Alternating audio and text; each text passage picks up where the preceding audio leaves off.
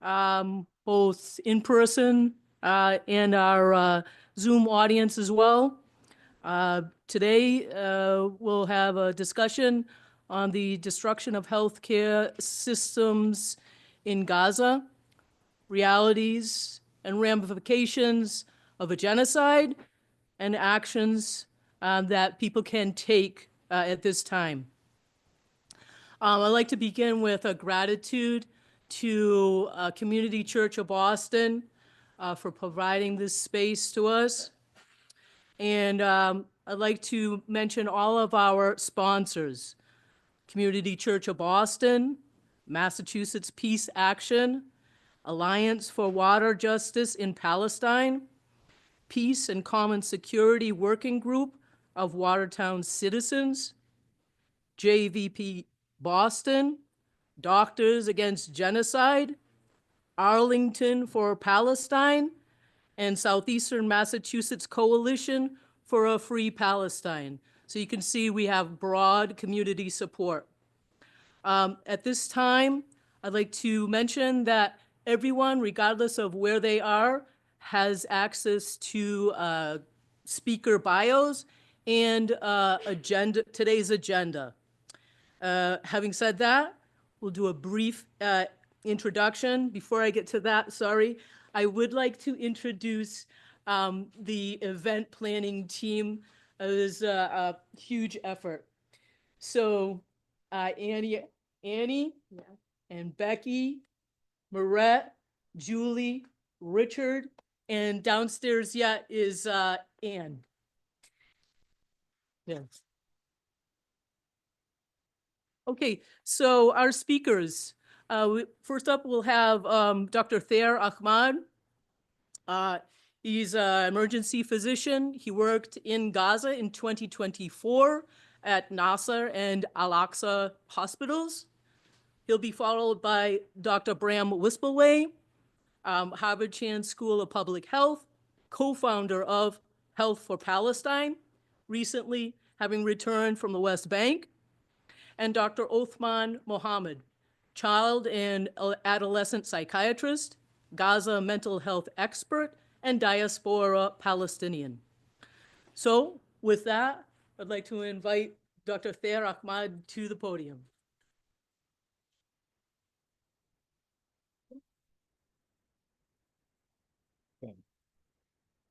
All right. Thank you all very much. Really appreciate the opportunity to be here with all of you.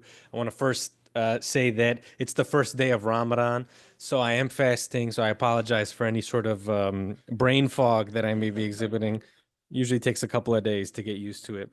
The second thing is, and I hope, can we go to is it possible to go to like a speaker mode or presentation mode, if possible? And we can kind of move through these slides.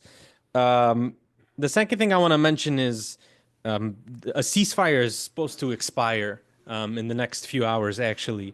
And so I think this discussion is particularly relevant. I think it's important to discuss sort of what were some of the things that have been done, what does the situation look like on the ground, and sort of a pattern of behavior that we noticed over the course of 16 months, certainly not established in the last 16 months, but a system that was designed to attack life in Gaza 360 degrees. And obviously, I will probably talk about it from the perspective of the healthcare infrastructure that's on the ground. But this, of course, could extend to the educational infrastructure, so on and so forth. It just, there was a deliberate and intentional effort to destroy the Gaza Strip, but to destroy life in itself. So whether that's water infrastructure, whether that's schools, whether that's UNRWA, whether that's the hospital system, those are the efforts that were being made. And I think if there's any point that I really want to emphasize, it's that we have Palestinian healthcare workers and experts on the ground in Gaza, and there's also been an effort to diminish their voices, to undermine their institutions. And so any opportunity to make sure that we are listening to what they have to say, that we are relaying what they are communicating to us, and that we are insisting that they lead the effort in any sort of response or recovery, I think is your best chance of success. Otherwise, we're going to be looking at a disaster. The first thing I want to take you through is the EMT process, the emergency medical team process that was established by the World Health Organization to get into Gaza. And so we know after October 7th, the borders were sealed shut. And maybe I can.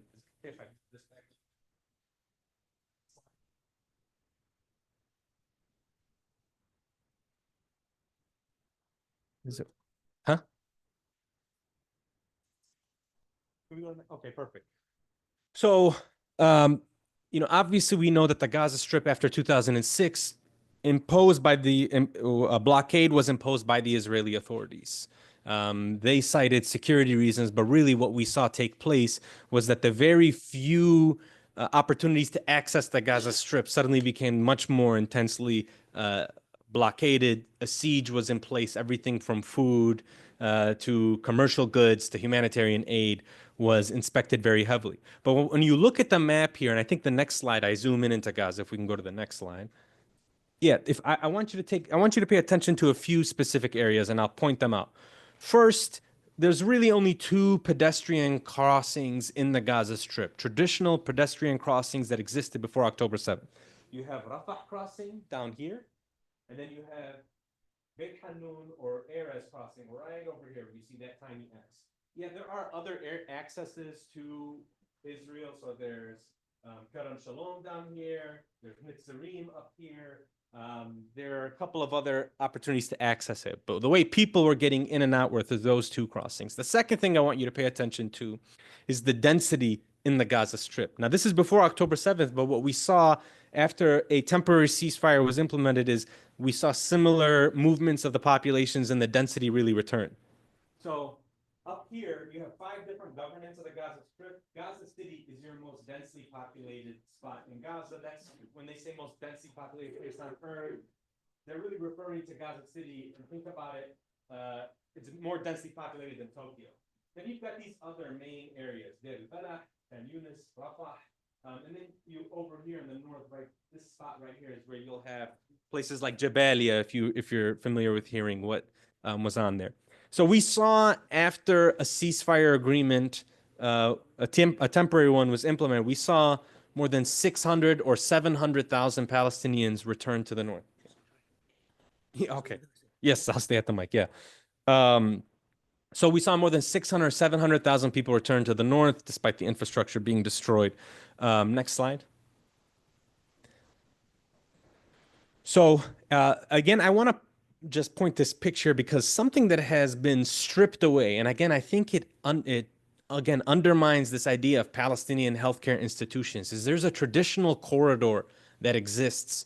The Gaza Strip, as it was making strides despite a blockade and a siege before October 7th, as it was making strides and providing care, I mean, we're really making big improvements with respect to pediatric cancer care, even cardiac catheterization, like really making some progress. The healthcare workers are doing an incredible job. There was still a decent amount of people that needed to be transferred outside of Gaza. In fact, if we look at the numbers over a 3-year period, 2019 to 2021, there were 280,000 people that left the Gaza Strip to get medical care and then came back to the Gaza Strip. Where did the majority of those people go? The majority of those people stayed in Palestine. They went to East Jerusalem and the West Bank, over 50% of them.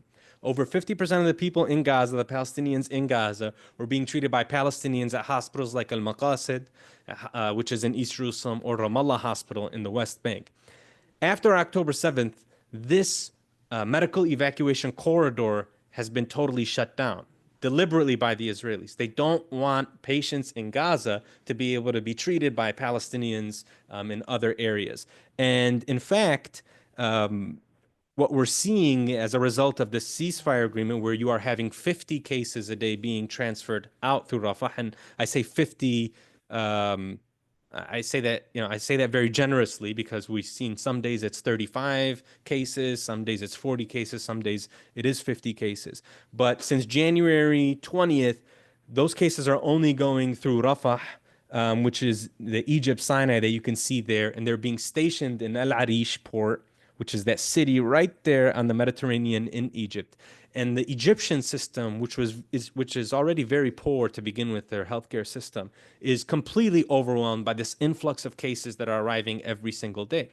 And so the natural thought or the natural ask in this situation is, why can't we reestablish the corridor that exists? Why can't we reestablish it and allow Palestinians who would be a lot more comfortable leaving Gaza if they were going to stay in Palestine? Why can't we let them go to these hospitals? And that's still something that, as far as advocacy goes, we're trying to work hard on. We've not made a lot of headway. I will say one other thing that's important to note. These cases of Palestinians in Gaza who are leaving for medical evacuation have to sign an informed consent that's given to them by the World Health Organization that says, once you cross the Rafah crossing, we have no control of your ability to be able to return. We cannot guarantee you the right to return, which causes a significant amount of angst, as you can imagine, anxiety, and hesitation. And we are seeing people suddenly refuse the care that they need because they're not going to separate from their families. It's already a miserable process to get a companion permit from the Israelis. Imagine suddenly telling a mother of 6 that this child you're going to get the medical care for, but we're not sure if you'll ever be able to return. And we have thousands of people in Egypt, stranded in Egypt, who would like to return to Gaza, who are not able to return to Gaza, which again, any sort of plans that you hear about forced expulsion, ethnic cleansing, I mean, these are evoking also generational trauma within people who already have been ethnically cleansed from areas in 1948 during the Nakba. Next slide. Next slide, we can see this is just about the blockade that we mentioned. So this is an important slide because I just got an update recently from the health cluster. This is before October 7th. So the World Health Organization develops a list and it says, hey, we would like each country, based on its demographics and the non-communicable diseases that are there and the communicable diseases that are present, to have these medicines in their central drug storage, in their central drug supply. And so before October 7th, this is from 2022. The West Bank at any given time had 90%. In the Gaza Strip, at any given day, when you went to their central drug storage, they would only have 55% of those drugs available. These are things like anesthetics, they're antibiotics, if there is cholera endemic to the region, which there is no cholera endemic, thank God, to Palestine, but you would require, the anti-parasite or antibiotic that you would need. That's what the WHO recommends. So looking at the numbers right now, when we look at the central drug supply in Gaza, during the ceasefire, during 42 days of a ceasefire agreement, we find that this number is now at 47%. And we see that we have new problems arising. Things like scabies is pretty widespread given the devastation to the water infrastructure. And so as we move forward thinking about what does a next phase of a ceasefire look like, or what does recovery and reconstruction actually look like, we want to make sure that as international NGOs start to mobilize their resources and big UN agencies start to get involved, is that they are staying cognizant of what's required on the ground. I mean, what we have in these scenarios, especially in Gaza, because of the lack of telecommunications and the really difficult ability for people on the ground to move from space to space, is we weren't getting the data that we wanted. And so what you'll see sometimes, even though there may be good intentions, is you get a mobilization of resources that aren't needed in that moment. You need other resources to be delivered. You need other things to make it inside of Gaza. For example, at Al-Aqsa Hospital, when I was there, we had a huge amount of normal saline for the IV fluids. But we needed other items. We needed medical disposables. Instead, we have a warehouse full of these items, and we don't have some of the antibiotics that we were looking for, or some of the creams that we needed to treat certain skin diseases. Next slide. And then this is just a brief look. Again, the notion or the term medical apartheid has existed for a very long time. And so this is what the process looked like for anybody in Gaza that was trying to leave Gaza for medical treatment before October 7th.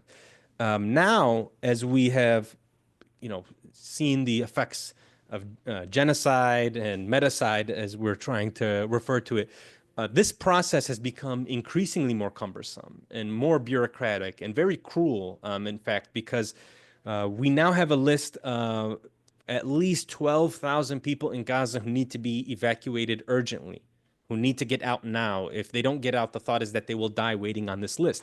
So this whole process where you would get financial approval from the Ministry of Health, then you start submitting your documents to the Israeli authorities, and then the Israeli authorities decide if you're worthy of being granted a permit to get medical treatment. Now what we're seeing is that there are less opportunities for patients to actually be able to get out and to get out in a timely fashion. And so, again, this system and the structure that's in place has been there for a very long time. And when you are dropping 2,000-pound bombs and you're destroying hospitals and you're killing doctors and arresting doctors, it gets the system gets stressed to a way that it collapses. And so people unnecessarily die. Next slide. This is just really to illustrate that there's a lot of data that when you have a system like that, people unnecessarily die. The mortality rate gets higher. Even for non-urgent cases, there's a higher mortality rate. Next slide. Again, talking about the borders here. Next slide. I'll say one comment about this as we move to the next couple of slides here. So there has been, as you can imagine, there are profiteers off of war and genocide. That's just sort of the reality on the ground. But something that's particularly concerning when it came to Palestinians who were trying to exit through Egypt is the insane amount of money that was being charged per person. You know, we saw rates fluctuate from $5,000 to $15,000, depending at what stage of the genocide we were in. For a population that more than half of the population lives under the global poverty line, you're talking about life savings being spent to get a non-status in Egypt, just to be able to get away from the Israeli military, to flee an area temporarily. And these people were crossing into Egypt under these visas that wouldn't allow them to have their kids go to school, wouldn't allow them to get primary health services. This is still the case now. There's still what we think is probably 100,000 Palestinians who went out that way. This is, again, a brief talk about the water infrastructure and the food. This is pre-October 7th. So when you destroy the water infrastructure, the Israelis knew very well what they were doing. Next slide. This is just a comparison pre-October 7th of the life expectancy rate comparing Palestine to Israel, as well as infant and child mortality. So, this is why it's important when there is an article that came out, I think about a month and a half ago, that looked at life expectancy in Gaza in 2024, and the age was 43. We're really just trying to illustrate, the devastation and the impact. And this is important when we're dealing with public health and when we're talking about response. You have to understand the scale of what's happening here. And fortunately, for us, and I think probably what was going to obviously makes Israel look very bad, whichever way you turn it, is they are considered a country that has technological advancements, a strong healthcare system. In fact, one of their hospitals yesterday was a part of the top 10 hospitals in the world. And so for their government and their military to inflict this sort of havoc, and then they get to enjoy the right to health, it's a very clear hypocrisy that we're able to at least pinpoint and look at. And then this is on the side here, this is something called like an odds ratio. And the only thing is, if you were in Palestine, again, kilometers away from Israel, if you're in Palestine, in Gaza, or in the West Bank, and you have a heart disease, you're 3 times more likely to die than if you were in Israel. Same thing when it comes to a stroke or Alzheimer's disease. So, the data is really well established here. Next slide. Next slide. This is kind of taking us to present day. So I wanted to bring this up because, I hear a lot about the casualty count, and I think it's important to say 2 things. First, the Ministry of Health in Gaza is very thorough when it comes to the casualty count. And so we know it's an undercount because they insist on having the Palestinian ID number for every single person that has been killed by the Israelis. They insist on issuing a death certificate. So we are getting an undercount. And as the ceasefire extends, and as we hopefully hope that ceasefire doesn't break down, and I hope we can get to a stage 2 and we can get to a permanent ceasefire, you're going to see this number drastically rise. And that's something that every public health expert will tell you. And that's something that why, when somebody tries to say something, oh, the Ministry of Health, you're taking their numbers. Well, we shouldn't take their numbers. Their numbers are very low right now, but that's how methodical they are about putting together the numbers that are there. If you look at the government media office, they're including the people who are trapped beneath the rubble. But if we're being serious and we're looking at satellite imagery and we're talking about the non-direct causes, so people who died because there was a war inflicted on them by the Israelis, so people who couldn't get enough dialysis, people who couldn't get their diabetes medication, we know that number is going to exceed 150, 180,000. And that number is going to rise as we go through the recovery process, as we go through reconstruction. So it's important to keep in mind, this is the very, very, very bare minimum when we're trying to understand what happened in Gaza, when we're trying to understand how many people have perished. This is just the Ministry of Health looking at people who died from a bomb or from a tank or from a drone strike. It's not taking into account the children who froze to death, the people who died because of the diarrheal illness, because of lack of a clean water, the people in the north who couldn't get dialysis, and so they died because the toxins built up in their bloodstream. So it doesn't take that into account. But those are people. And those people are no longer here, and they're no longer here because of the way the Israeli military prosecuted this campaign. Next slide. Again, this is purely to talk when we talk about trucks. There was an obsession with trucks. Are trucks getting in? Are trucks getting in? Are trucks getting in? First of all, not enough trucks were getting in at any point in the 16 months prior to the ceasefire agreement.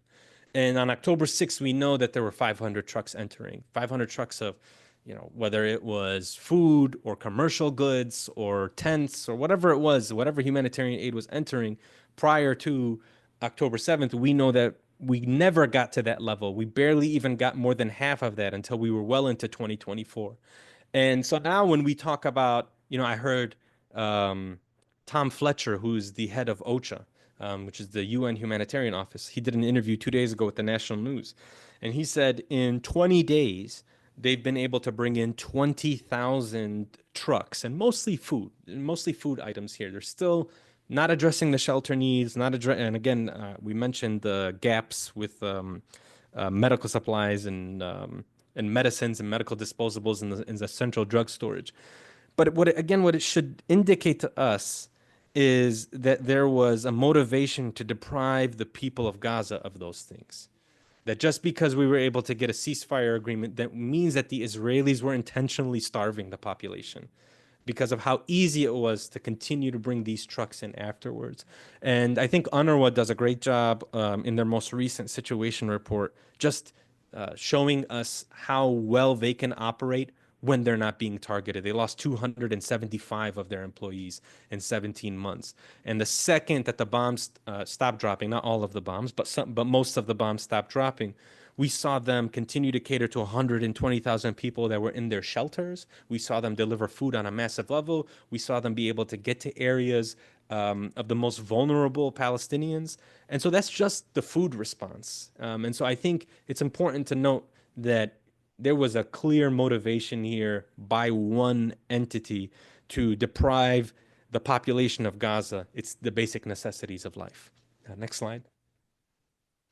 So this is another important point I wanted to bring up. This is often cited, like there are 36 hospitals in Gaza. There's 36 hospitals in Gaza. 18 are defunct, 18 are partially functioning. But really, I mean, if we want to take a look at it, some of these hospitals are we would probably not call them hospitals here in the United States. We may call them clinics. We may call them medical centers. But there are really 5 or 6 major hospitals in Gaza that have multiple operating rooms and multiple specialists. And oftentimes you'll see these specialists moving back and forth. Nasser Hospital, where I worked at, is one of these major hospitals, and it was raided, attacked, and many of its workers were either abducted or had to go somewhere else. In fact, yesterday on Democracy Now!, there is Dr. Khaled Dassur, who spent 6 months in prison. I worked alongside him at Nasser Hospital. And somehow, heroically, this young surgeon decided to go back to the place where he was abducted, back to the place where he watched the Israeli military try to destroy. But the thought here that what's important to recognize is, we have a healthcare system that was brought to its knees by a military, and building up that capacity is going to take time. Of course, when you have people like Dr. Hussam Abu Safiya, who was the Kamal Adwan director, when you have him still in prison behind bars, that's the guy that we need out. That's the person that we need leading the response. He knows how to build up a hospital, how to increase the capacity of a NICU, a newborn nursery. We don't, that's as we move forward and we try to address this issue, it's important to realize that, there are members of the workforce and leaders here that we really need at the table while these decisions are being made. Next slide. I'm going to skip through a couple of these quickly. Next slide. This is, of course, one thing I want to say about polio is we're now trying to figure out how to mount the third phase of the vaccinations here. So there are 600,000 kids roughly in Gaza that need to get their third shot. And so, this sort of issue is, I think, important to look at with respect to, how do you get something successfully done like this? Sure, the WHO can call for days of tranquility, and the UN can help bring in the vaccines. But what made this so successful is that Gaza's healthcare community made it a priority. And so whether they sent doctors or nurses to food kitchens, or they sent them to clinics that had the roof blown off, you saw their faces there. They're the ones saying this is important, and families brought their kids out to be vaccinated. So again, any sort of campaign in the future, if you want to replicate this, some sort of success like this, yes, we want the WHO to mobilize resources. Yes, we want the UN to be able to deliver the vaccines. Cold storage needs to be preserved. But the people that you need so that the community has the buy-in, they're the ones who we have to make sure are part of any future campaign, any future response. Next slide. Food insecurity, we kind of touched on. Next slide. I'm going to skip through a few of these. This is just a look at, as we start to combat malnutrition, you always want to think about who the most vulnerable populations are, who will be affected by this. Of course, pregnant and breastfeeding women, you think about that. You think about children who are under the age of 2. So, these are things that you always want to keep track of. Next slide. This is still a major issue. So under the ceasefire agreement currently, the thought was that there was supposed to be diesel. Yes. Oh, got it. Yeah. The diesel fuel was supposed to enter. We saw that that was woefully less than what was promised. We see that the hospitals are able to function off of generators and diesel fuel entering, and that the UN and the WHO seem to be able to get fuel in. But commercially or for residential, still total blackout, total electricity blackout, which is, again, as you talk about recovery and response and trying to get back to some degree of normalcy, fuel is humanitarian aid. I mean, there's no way around it. Trying to transport people, move them back and forth, have some sort of economic growth after everything that's taken place. This is important. Next slide. Next slide. Again, I wanted to bring this up because I think we were all pretty shocked, or maybe not shocked, but we were pretty horrified in November 2023 when Shifa was surrounded, raided the first time. And this picture is of some of the 38 kids that were in their newborn nursery and their neonatal intensive care unit. And this is a problem that I want to address because I guess I'll just kind of explain it through this story here. Despite the fact that these kids were there, the Israeli military struck the hospital, took out the solar panels, so their incubators no longer had power. And so what the healthcare workers did, actually really kind of brilliant of them, is they had some of these beds that would emit some heat from the beds, and then they would couple all of the kids together. This is really temperature control in this early stage of life is really important. And, despite their efforts, during the siege of Shifa, which took place over the course of several weeks, 8 out of the 38 children died. And there was this massive effort to kind of get them transported. Again, over the course of weeks, when we were down to 30, And then 8 of them were able to, what we say, graduate. And so they were kind of reunited with their family members. And then the Red Crescent was able to transport 22 of these kids to Rafah. Now, problem is Rafah does not, they were able to bring them to Nasser. They were able to bring them to Abu Yusuf al-Najjar. The UAE has a field hospital. Problem was there wasn't really a capability of any hospital. Even my hospital in Chicago, which is one of the biggest hospitals, would struggle accepting 22 new NICU babies. I mean, that's a massive load of patients that would be brought in.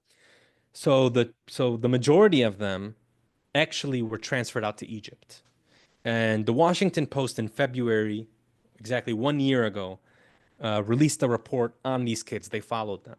And they found that there were 19 of them who have not been reunited with their parents, who have reached 1 year of age, and many of whose parents are believed to be dead and killed. And so one of the more tragic things is some of these kids thought that the Egyptian nurses in Al Arish were their moms. This is sort of this, it's a microcosm of this massive attack on children that we saw take place. Dr. Ghassan Abu Sitta talks about the largest cohort of child amputees. We see that, there are still many children who are on this medical evacuation list. UNICEF believes the number is 5,000 people who have been injured or need some sort of emergent surgery. And, the concern is not just the actual medical treatment that we need to provide. It's also the separation of the families, the separation from the communities, the trauma that's not being addressed. And, one thing I'll say is before October 7th, there was a Save the Children report, and I can't remember what the report's name was. But it talked about trauma in children. And I know my colleagues are probably are better suited to talk about this. But the one thing I'll mention is that report had alarming levels of children who were exhibiting behaviors of kids who were dealing with trauma.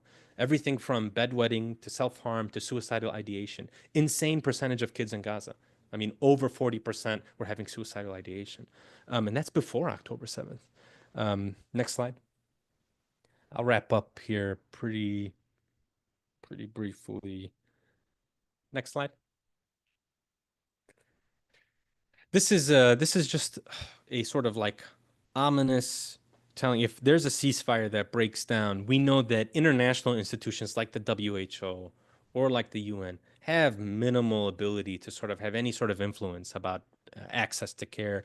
This is just a look at January 1st through 8th when everybody was talking about a potential ceasefire happening and the missions that they had planned for them to kind of access the north or access other parts. And what you saw was that there is, out of these 3, that there's only 1 that was partially facilitated. So they're getting 67% of their missions or delegations rejected. If we go back to the Israelis' full-scale ground invasion, airstrikes, our international institutions have shown for 17 months and moving forward, I don't see any change that there's minimal intervention that they can do and that they aren't really able to have any degree of accountability. And there will be no accountability for all of the missions that have been obstructed or delayed. Next slide. I'll end with this. I mean, this is the final thing I'll say. I think part of the effort, part of the role that we can play as we move forward and talk about rebuilding a health system is combating dehumanization. And I think that's how the Israelis got away with what they got away with. And I hope that there can still be some degree of accountability and there can be, people brought to justice for what they did. But it's the fact that when you talk about that there were 439 kids named Ahmad that were killed, that people don't see that. They don't hear the name Ahmad. They don't think about a kid running around. All we hear is the media talk about these numbers, these abstract numbers. They'll say 45,000 Palestinians, but you never get to understand who they were. You don't get to hear the full story of Hind Rajab. You don't get to hear the phone call for 3 hours that she spent with Palestinian Red Crescent begging somebody to come and save her. And so I think, moving forward, one of the things that we can do is, when we talk about whatever this final number will be, we really make an effort to elevate who they were. I think that's the way that not only are you able to honor who the Ahmads and Barats and Celines and Hinds and Salmas were, but that you're forcing the perpetrators of this to be confronted with their images, their names, their stories. You know, it's easy to be able to say that that this culture and this society is brought up around extremism and violence. But then when you saw hundreds of thousands of kids in Gaza go back to school 3 days ago, what you saw was their backpacks and their coloring books, and you saw their destroyed schools, and you saw teachers show up and put them in single file lines. I mean, those are the things that I think as Americans, that's part of where our responsibility is to center those stories and center those voices and to make sure that nobody forgets that Hind was on the phone, you know, asking for somebody to save her. And just like you think a 6-year-old who's looking at a tank 50 yards from her, that, you know, she said she was scared and that you had to listen to an operator pray with Hind, say, Hind, repeat after me, say, oh God, please help me, please save me. And I think, you know, the fact that, you know, some people heard that, but not most people heard that. I think that's where we can kind of address some of these issues. I think that's where we can make sure that we can get a permanent ceasefire, and that these are the people that we need to help with any resources possible. The last thing I'll say is, you know, there has been what I said, you know, there was a UN report that came out that talked about medicide, trying to give a definition to like medical genocide. And I think, you know, the way that the Israelis approached healthcare institutions is they violated sort of the sanctity of, you know, a hospital or a clinic or a white coat or a nurse. And I think Dr. Hussam's particular saga is truly tragic because this is somebody who did everything that was asked of him and bent over backwards to try to keep the hospital standing and the doors open. He's somebody who wrote 2 New York op-eds, New York Times op-eds, 2, 1 year apart. He's somebody who the Israelis came in December of 2023, raided the hospital, they detained him, questioned him, and they let him go. So, I mean, the Israelis, you know, are they that incompetent that suddenly Dr. Hussam, in the 6 or 7 months where they held him, suddenly he became a leader in Hamas or he's harboring terrorists? The other thing is he had to watch his son be killed in the courtyard of the hospital. He buried his son in the courtyard of the hospital, prayed over his son's dead body, and then we watched him, after they destroyed the hospital, walk up to a tank. And the Israelis, for a long time, I think for 10 days, maybe 9 days, denied that they even had him, even though we saw images of him walking up into the tank. Denied that they even had him. It took Physicians for Human Rights Israel to actually sue, along with Al Mizan, which is a human rights group, Palestinian human rights group, to sue the Israeli government so that they confirmed that they had him, and of course without charge. And he was still denied a lawyer, even though they said yes, we have him. He was denied a lawyer. He never had any charges against him. Dr. Hussam is one of over 170 healthcare workers in Israeli dungeons right now. He's one of 170 Gazan healthcare workers that are trapped in these dungeons. And if we were to look at the reports from Human Rights Watch about what happens to Palestinians in Israeli prisons, how can we expect the people that we desperately need right now to be leading the response? How can we expect them to be any semblance of normal when they get out? I mean, Dr. Khaled Nasser went into really harrowing detail yesterday. There was a report that came out. Guardian has an article about this. And so I think, you know, again, we're just kind of talking about healthcare, but you can really look at this against any part of society in Gaza, the way that it's been attacked and destroyed, and the people have been either killed, tortured, assaulted.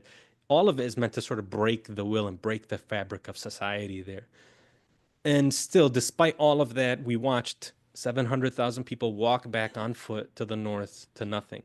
And so I hope, as if there's, you know, a call to something that I can ask people to do, is to sort of share, again, the stories that you're familiar with, in the intimate details that you know of people like Dr. Hussam.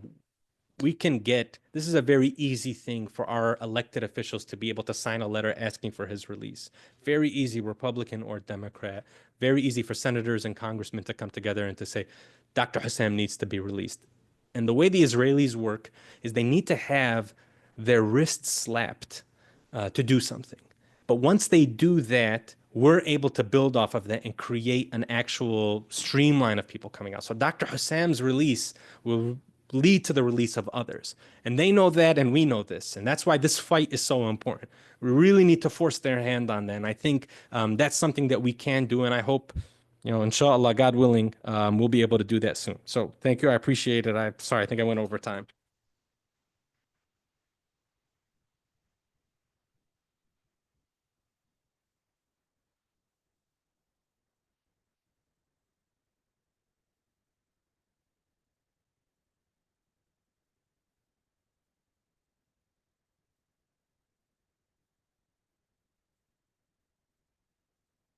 Now we'll ask Dr. Bram Wispelwey to come up.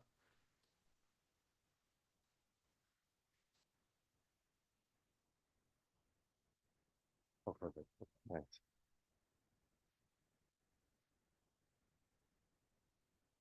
All right. Try to keep speaking into the mic here for our audience. Oh, so it's actually the other presentation. It's the other one, yeah. Yep. Let me just work on that. So, oh, maybe just, there you go. Yeah, works in two directions. So I'm going to try to, I think, complement, Thaer's powerful presentation. Also, what we'll hear later by talking a little bit too contextually, about things before October 7th, but also looking a little bit into the West Bank. And in particular, communities organizing for health in ways that, as you can see here from the title of the talk, right, are defying elimination, right? This logic of elimination that informs, right, and that Thaer really spoke to, I think, again, in a way that was really powerful of what's happening now in Gaza, but also marks the larger project of dispossession of the Palestinian people over many generations. And so go ahead to the next slide.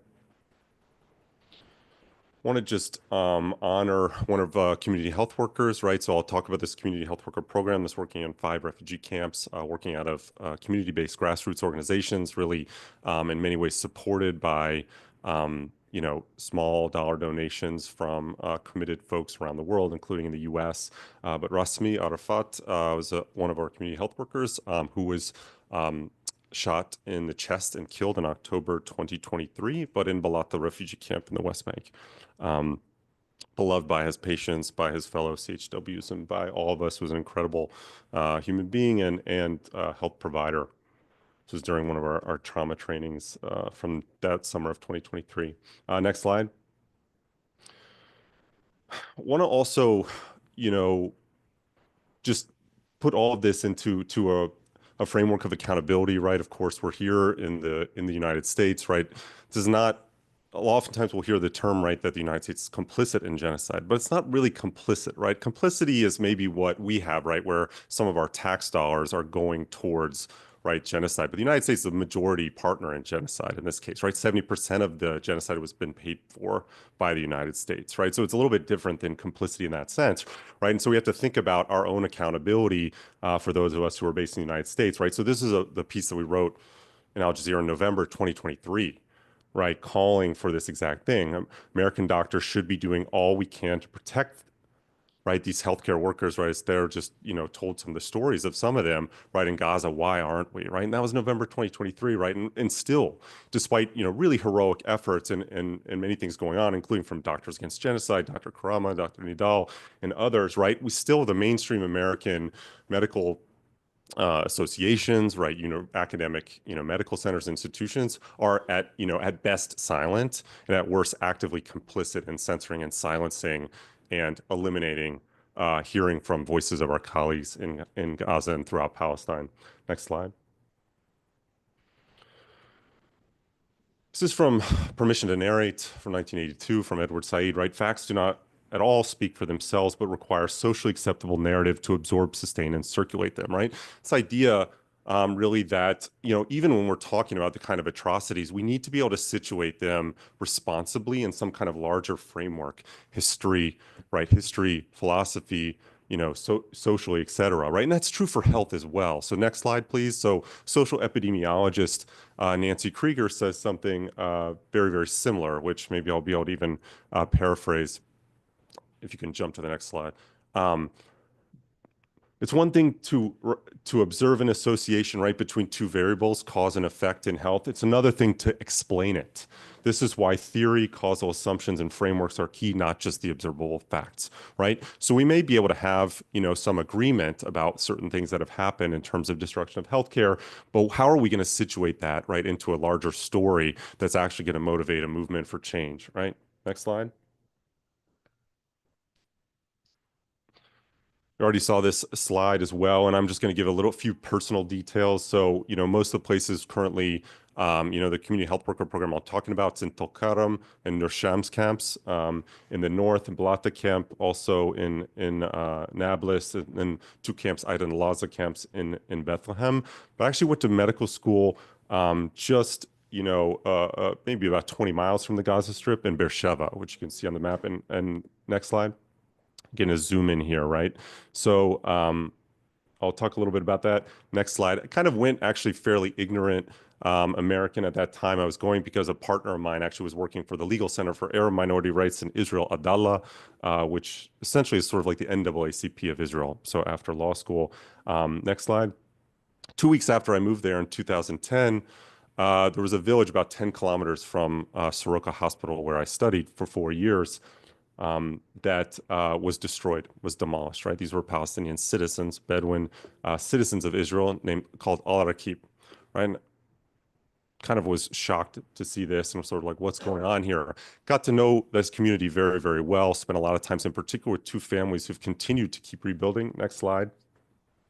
That's actually me as a medical student there with long hair. We used to do weekly protests every Sunday. Next slide.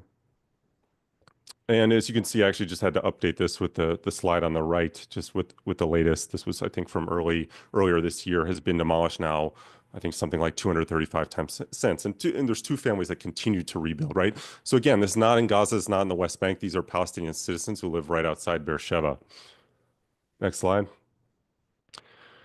This really required me to do a lot of work as I got to know this community in particular, of trying to understand how to understand this, how to explain it. And really, this gave me a lens to not only understand that Palestinians really provided to me, as a white settler American, but to also understand my own context and country, right? What Mahmoud Mamdani, the Ugandan scholar, calls the world's first modern settler colonial state, right? The United States.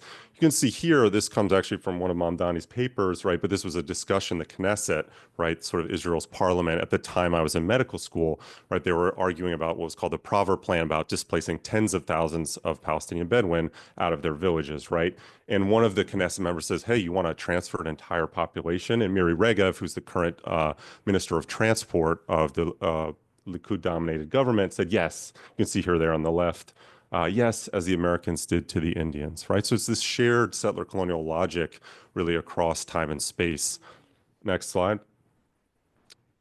So thinking about this kind of context, right, where you have, what Patrick Wolf, the historian, has called, the logic of native elimination.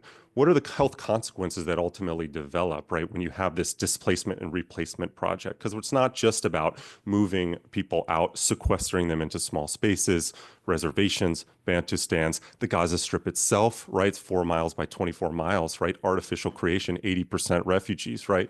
They're not, originally from Gaza for the most part, okay? Next slide. And you can see here, this goes back to a PBS documentary called Bad Sugar from 2008. The narrator is talking about diabetes, right? So we think about diabetes, right? A metabolic disorder, Pacific Islanders, African Americans, Aboriginal peoples in Australia, they all suffer from type 2 diabetes at rates double or triple the national averages, right? And you have this epidemiologist from Berkeley saying, and they have totally different histories, right? So he's making the point that these are not genetically connected people. They're not biologically connected. They're not culturally, connected, right? Maybe across many, many oceans. But he says in all of these far-flung parts of the world, the social circumstance of being ripped from roots ends up with the same manifestation of disease, right? This is not how we're as clinicians, right? I'm an internal medicine doctor, right? We're not taught to think about a distribution of disease in this way, but actually this is what the patterns, if you sort of look at them with the right frame, will ultimately tell us. Next slide. You can see here, right, again, making that comparison between the two contexts, right? We talked about, Thaer showed us some data, right, on mortality from cardiovascular diseases and others, right? These are rates of diabetes, right? And you will see this too among Indigenous Australian people compared to white settlers. But you can see here, right, the two populations predominantly colonized, right, and displaced, right? In one case, kidnapped and enslaved, right, and displaced from their indigenous locations within West Africa, brought to the Americas, as well as the indigenous peoples who were themselves then displaced to make room for the plantations in which those enslaved people were made to work, right? So you can see diabetes rates, but that's not just diabetes. You'll see that across all different patterns of disease, right, within the settler colonial United States. Similar, right, you can see here in Israel, and even within, right, when we look at Palestinian citizens, you're looking at, almost double rates of diabetes. And then when you get to contexts like, for example, the population we're working with in West Bank refugee camps, dramatically higher rates. So we'll see that across. Next slide. Sure.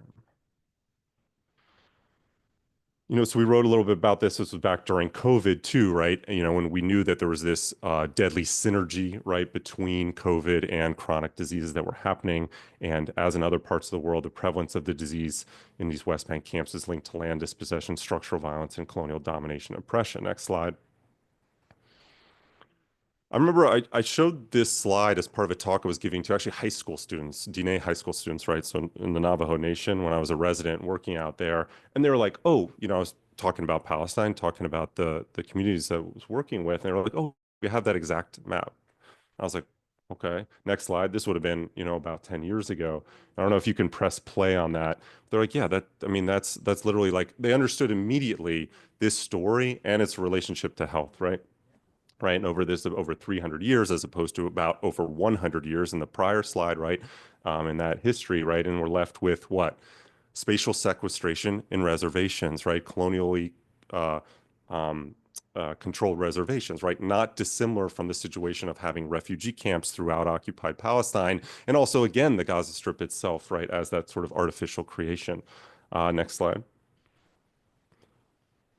Right, in settler colonialism, I won't go into it too much here, but obviously continues to be a reality is from visualizing Palestine. They do a lot of incredible work right across the globe. But also, as you can see in the dark gray, there are many cases, particularly on the African continent, where settler colonialism has been defeated, right, or at least partially defeated. Next slide. Thinking about, southern Rhodesia, Zimbabwe, South Africa, Algeria, over 1 million settlers were forced to leave. I'll just mention this briefly, right? So we talked a little bit about genocide, right? The connection between settler colonialism and genocide has been discussed a lot. This from a South African historian talks here that among all the different forms of colonial oppression, settler colonialism is the most prone to genocidal destruction. You can go to the next slide. Most prone to the genocidal destruction of indigenous peoples, right? So this is well known. This was from 2022. And next slide. The most famous paper in all of settler colonial studies from 2006 by this English historian named Patrick Wolfe called Settler Colonialism and the Elimination of the Native, in which he's really interrogating this connection between settler colonial projects, right, like Israel, right, and the Zionist project that started in the late 19th century, as well as the United States. And what's interesting about this, if you look at the date, is right, this is before the modern siege on the Gaza Strip, right? This is 2006. And he's saying, why even do this theorization about settler colonialism? Why even bother talking about it? He's like, we can interrupt these processes. We know that this is a marker, a risk factor for destruction of, and the summary liquidation of peoples. And so in the cases where settler colonialism is intensifying, and he gives the example of Palestinians in both the West Bank and Gaza, they're at risk right here, right? As they become less and less, right? Gaza and the West Bank become less and less like Bantustans and more like reservations, or for that matter, like the Warsaw Ghetto, right? He's warning almost 20 years ago of the potential for genocide of Palestinians, okay? This is the kind of thing that should have been seen coming, and that there would have been whatever excuse, right? Because this logic of elimination, it doesn't stop, right? It's a zero-sum game, a land-based project that does not allow for the sovereignty of the indigenous peoples at the heart of it, right? Next slide. So when we think about health frameworks, right, we should be able to incorporate these kind of historical framings, right, in these kind of projects. You can see here again from Nancy Krieger that the central question becomes who and what is responsible. We don't do that enough when we're interrogating health data, these kind of health outcomes, when we look at those inequities, right, in diabetes, right, in longevity, in lifespan, in infant mortality, in maternal mortality, whatever it might be, we're not thinking enough about who and what is ultimately responsible, right, in that accountability question. Next slide. We've spent some time at we have a Palestine program for health and human rights between Birzeit University's Institute of Community and Public Health based in the West Bank and Harvard's FXB Center for Health and Human Rights on really trying to interrogate settler colonialism as a major driver of health, right, in the Palestinian context, but also generally across other contexts. Next slide. I won't, you can go to the next slide. I won't spend too much time on this, just to make this point that, and it's important, the term apartheid has come up, right? And what ultimately is apartheid, right? So it's a system of racial domination that includes, but is not limited to things like segregation. Think about South Africa, a well-known settler colonial context, and certainly Palestine as well. But apartheid in and of itself, like a system and a structure of domination, it's very important descriptively, right? It's very important legally because unlike settler colonialism, there's ways to challenge it at the international arena. But it doesn't still tell you the ultimate underlying why, right? Which is where settler colonialism is still useful, right? Or what Palestinians often call the ongoing Nakba, right? Or the everyday Nakba, right? So this 1948 wasn't a one-time event, right? There was displacement and dispossession before that. One of the largest uprisings in Palestinian history, 1936 to 1939. And then certainly all the way into the present beyond the Nakba, et cetera. And so here, as you can see, right, even among Palestinian citizens of Israel, right, because of, these social suitability requirements for where you can actually live, extreme limitations on where people can live. So it's everywhere in historic Palestine where Palestinians live, they have fundamentally different sets of rights, right? This is clearly apartheid, but it's driven by this land-based project that we see in all other settler colonial contexts. And we see, right, in the current discourse around settling the Gaza Strip itself, not to mention, of course, the West Bank. Next slide. Oh, maybe one more. These are all the reports. Certainly, Palestinians actually have been using the term apartheid even since the 1950s. There's examples. This slide credit goes to Rania Maharab, who's a scholar of settler colonialism and apartheid, who's our current fellow at the Palestine program. But then, increasing recognition among not just international organizations like Amnesty International and Human Rights Watch, but also Israeli, including B'Tselem and others. Oftentimes, they don't fully connect it to the settler colonial reality, but this increasing recognition of the apartheid situation. Again, this is the underlying background context. Next slide. Importantly, right, and this goes back to the Brazzaville Declaration of 1981 and a WHO organized meeting there. 45 years ago, it was stated very clearly that apartheid is not consistent with health and it's incompatible, right? These are incompatible and mutually exclusive. So the fundamental agreed upon across all organizations now that are human rights organizations context in Palestine is a situation in which health is not and well-being are not fundamentally possible, right? And Thaer gave some data also that already showed that. So like this is the kind of thing that, again, it shouldn't take then the development into from an apartheid context into outright genocide for us to be fundamentally as health professionals and as health communities fighting against this. Next slide. So now I'm going to just transition a little bit from there. So obviously this is okay, so these are some of the frameworks that we might want to be using and thinking about when we're talking about health. And I think especially, right, certainly you have the context of the immediate needs, right? And the importance of delivering healthcare, right, in this context, right, which is heroically happening both in Gaza and the West Bank. But then also in the long run, right, we have to think about this overall geopolitical context, right? What are the ways in which simultaneously to be addressing health, but also be thinking about how to resist, right, against this settler colonial elimination. And I think particularly, right, there's a huge push right now, as I'm sure many of you know, right, there was already the outright banning of UNRWA, and a project right now of actually emptying out the refugee camps in the West Bank, right? So this is an ongoing project.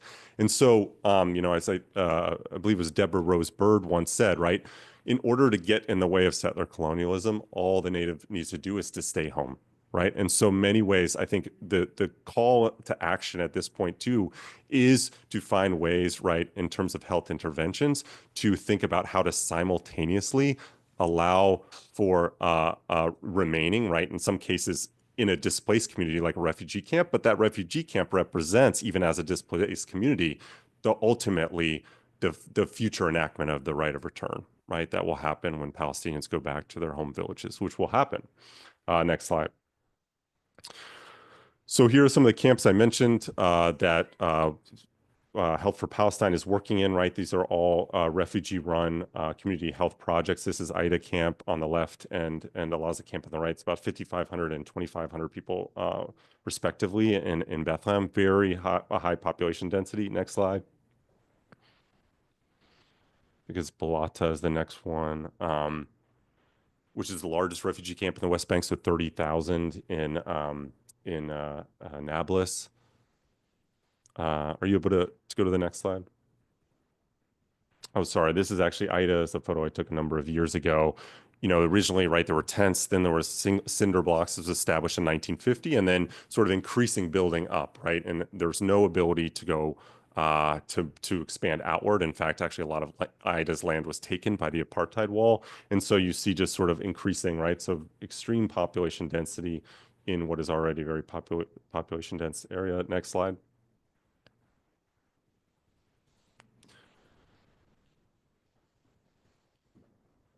That's the wall. Next slide. And the land that was taken, that's Balata, so 30,000, so enormous. Next slide is Tulkarm, 21,000, and again, a very small space. Now, 90% of Tulkarm and Nur Shams camp have been ethnically cleansed just in the last few weeks. Okay. Tens of thousands of people, at least 40,000 people in the north of the West Bank, also in Jenin, have been ethnically cleansed. This is happening really right now.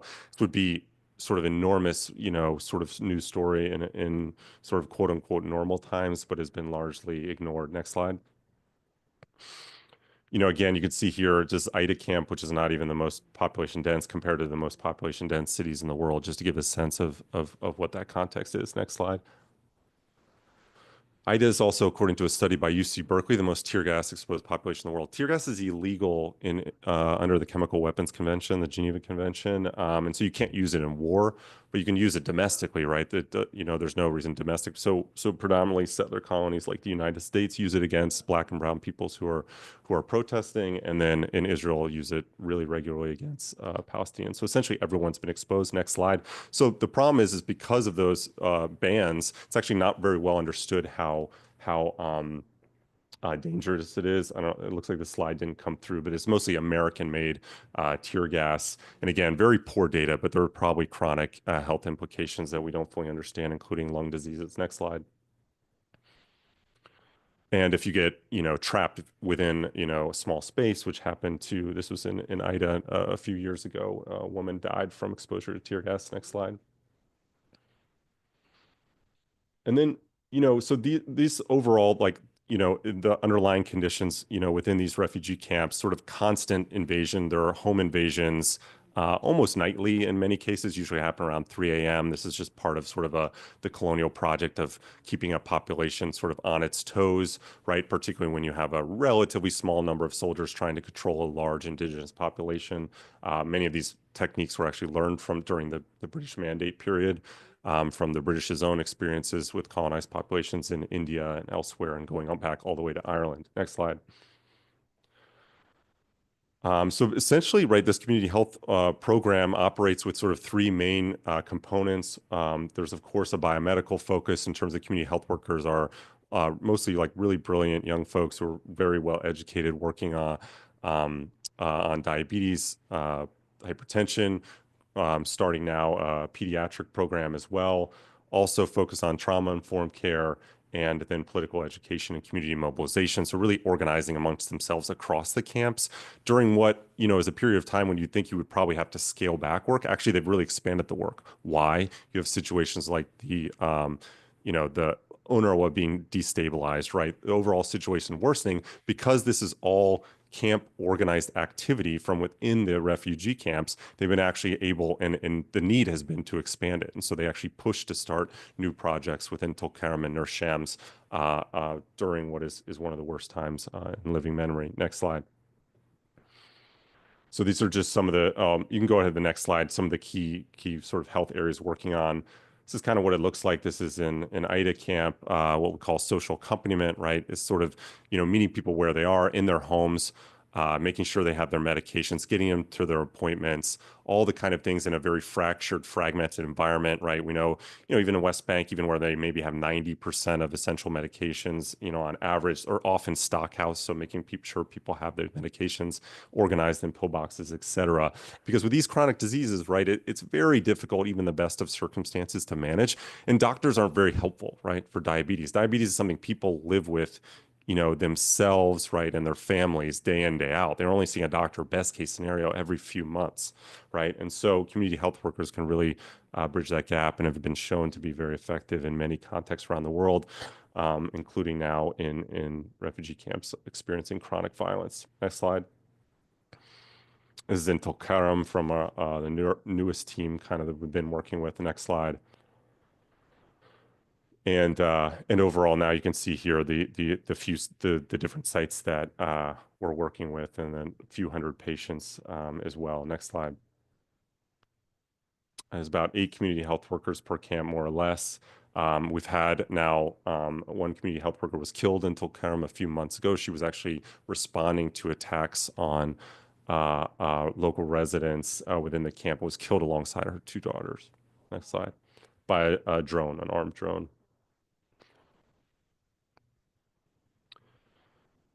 We've had actually really impressive diabetes outcome results. And so a reduction in hemoglobin A1C, about 1.4 compared to sort of control patients, refugee camps who don't have a community health worker. Not really surprising, right? If you think and look at other programs around the world that do this kind of work. Next slide.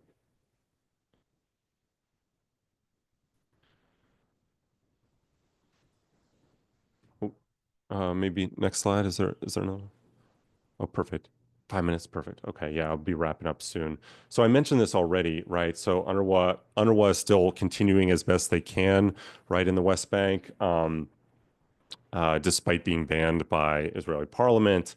But as we're seeing now, tens of thousands of people are being moved out. They've already been told that they won't be able to return. We have tanks that are now in these camps, right? And already, I think it was, Hubert, when we were in Tulkarm in November, I think there had been something like 160 invasions by the military since October 7th. It was essentially once every 2 or 3 days.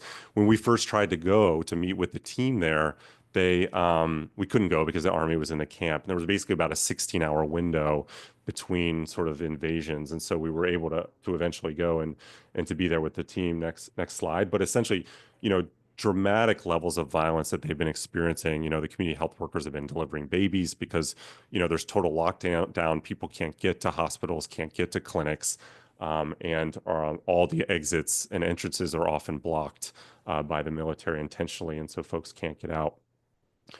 This goes back to actually Gaza. This was from December 2023 of this another mass displacement, right, north to south. Next slide. But this is exactly what we're also now seeing, right? You can see here on the right. This is from Jenin, right, and this is from 1967. So again, these histories of dispossession, displacement continue to unfold and are currently happening again right now in the West Bank, similar to what we saw in Gaza over the last year and a half. Next slide.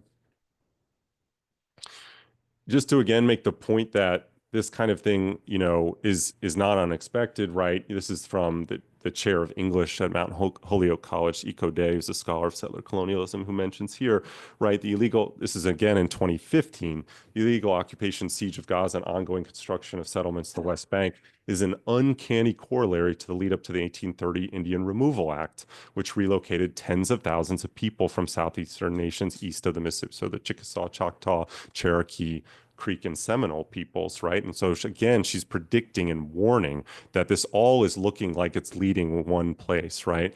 To mass displacement. So this is the kind of thing we should have seen coming. Next slide. This was from when I was last in the West Bank in November a few months ago. And you can see, right, this is in Tulkarem camp on the left. That was a photo I took that, parts of it obviously are looking increasingly what people have been calling the Gazification of the West Bank. On the right, this was a home that was demolished with an F-16, right? So they're attacking with planes and bombs in these West Bank camps, again, which has not been seen since 2002 in the Second Intifada. And so they were showing us all of these locations. You can see the tarps up there, which they have to put up because there's so many drones, armed drones going through. They're actually tons of bullet holes. I'm not sure if you can see in the tarps. That's the only way they can feel even a semblance of basic security as they walk down the streets because of all the drones going overhead, which are often shooting people. So that's just many of these homes are currently being demolished. The community health workers actually, on WhatsApp, are just sending videos of the demolitions that are happening now. So I think the plan and project seems to be to literally just be destroying the camp right now. Next slide. This is Mohammad, one of the community health workers, also in Tulkarem, who was really heroic and actually was profiled by the New York Times somewhat surprisingly a couple weeks ago, who was trying to rescue a woman who had been shot in the head and unfortunately didn't survive, and was shot in his finger and his femoral artery. He actually almost bled out. His hemoglobin was 3 when he got to the hospital. He's still trying to learn now to walk again. We had this sort of privilege of meeting him in the hospital back in November, and is very committed to sort of returning to work despite everything. But the danger and that they're willing to face and the heroism is really incredible. And again, what's happening in the West Bank and the North is unfortunately eerily similar to what's been happening in Gaza. Next slide. Ultimately, too, right, as I mentioned, this work, we're actually currently fundraising for a pediatric and trauma-informed care. And so just wanted to put that out there as well. If you're looking for ways to support these community health workers, 1 for 3. And that's where I'll stop. Perfect. 1 minute left. Thanks.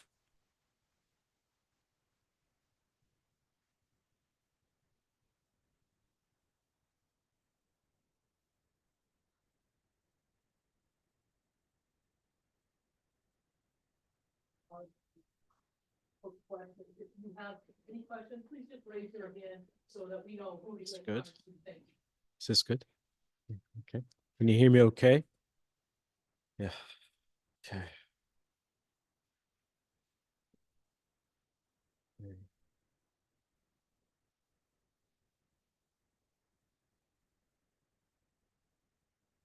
You. Alrighty.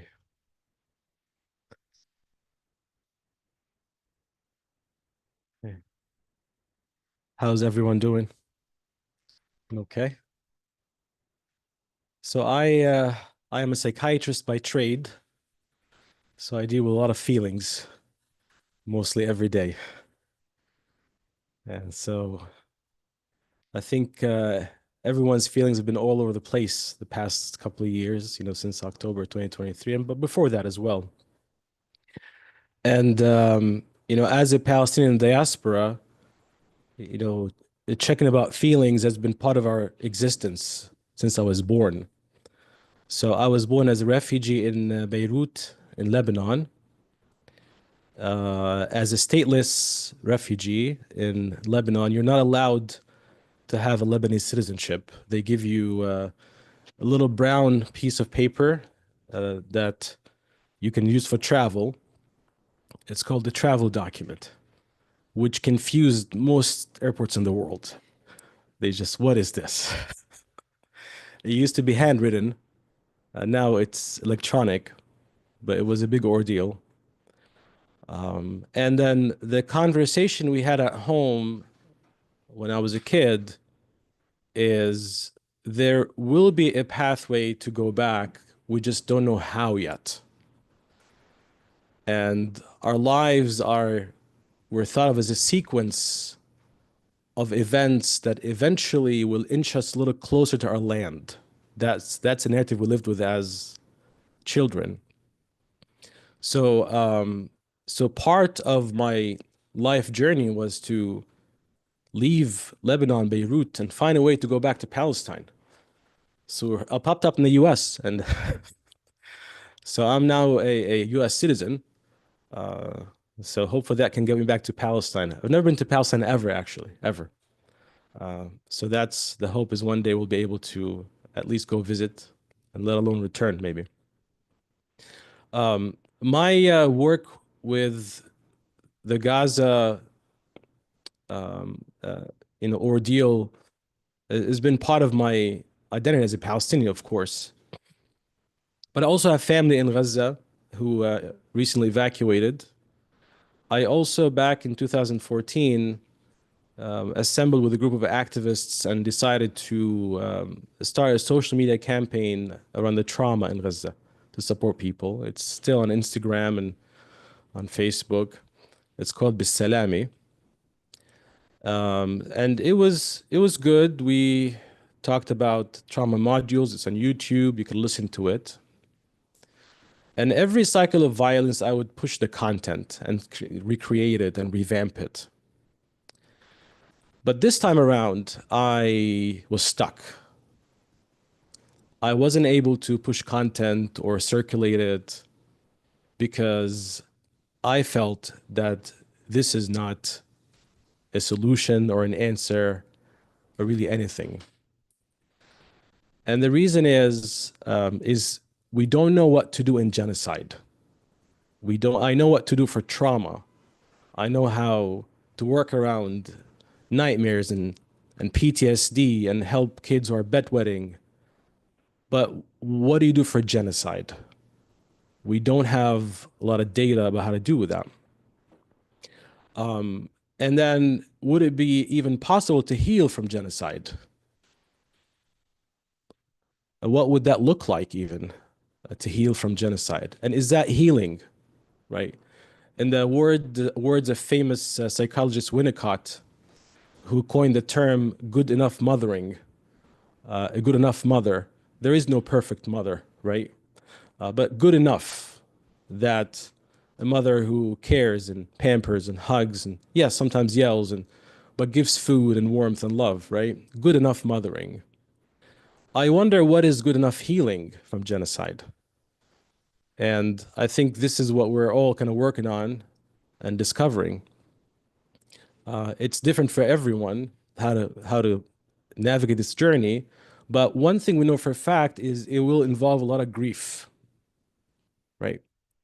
And grief, not like in the what's like the Google thing that you know, the stages of grief, denial, and then not that kind of grief, you know, but grief that is intertwined with your soul and personality and being every day. You know, I've changed since the genocide in Gaza as a person. There are things that I don't enjoy as much in life as much anymore. And I've kind of had to ask myself, am I clinically depressed? You should know, you're a psychiatrist, you should know if you're depressed or not. You know, and it's okay to be depressed, you know. But I came to the conclusion that this is not just it's not just like quote unquote depression. This is, you've been changed by genocide. And I've learned to be okay with that and to celebrate whatever I can celebrate and enjoy life as a Palestinian. Because as Palestinians, we are alive and they cannot erase us. And this is what this genocide showed us, right? And to quote the words of Mahmoud Darwish, the one and only, the famous Palestinian poet, the seeds of a dying spike of grain will fill the veil of wheat. So we are, filling the veil of wheat as Palestinians. Wherever we go, we speak about Palestine. We feed people maklube and msakhan, if you've had those. And we're everywhere in the world. And in the US, we're speaking about Palestine and raising our voices. But today I'll be focusing a little bit about the children of Gaza, the children's mental health in Gaza, so we can share some thoughts together. Slide, please.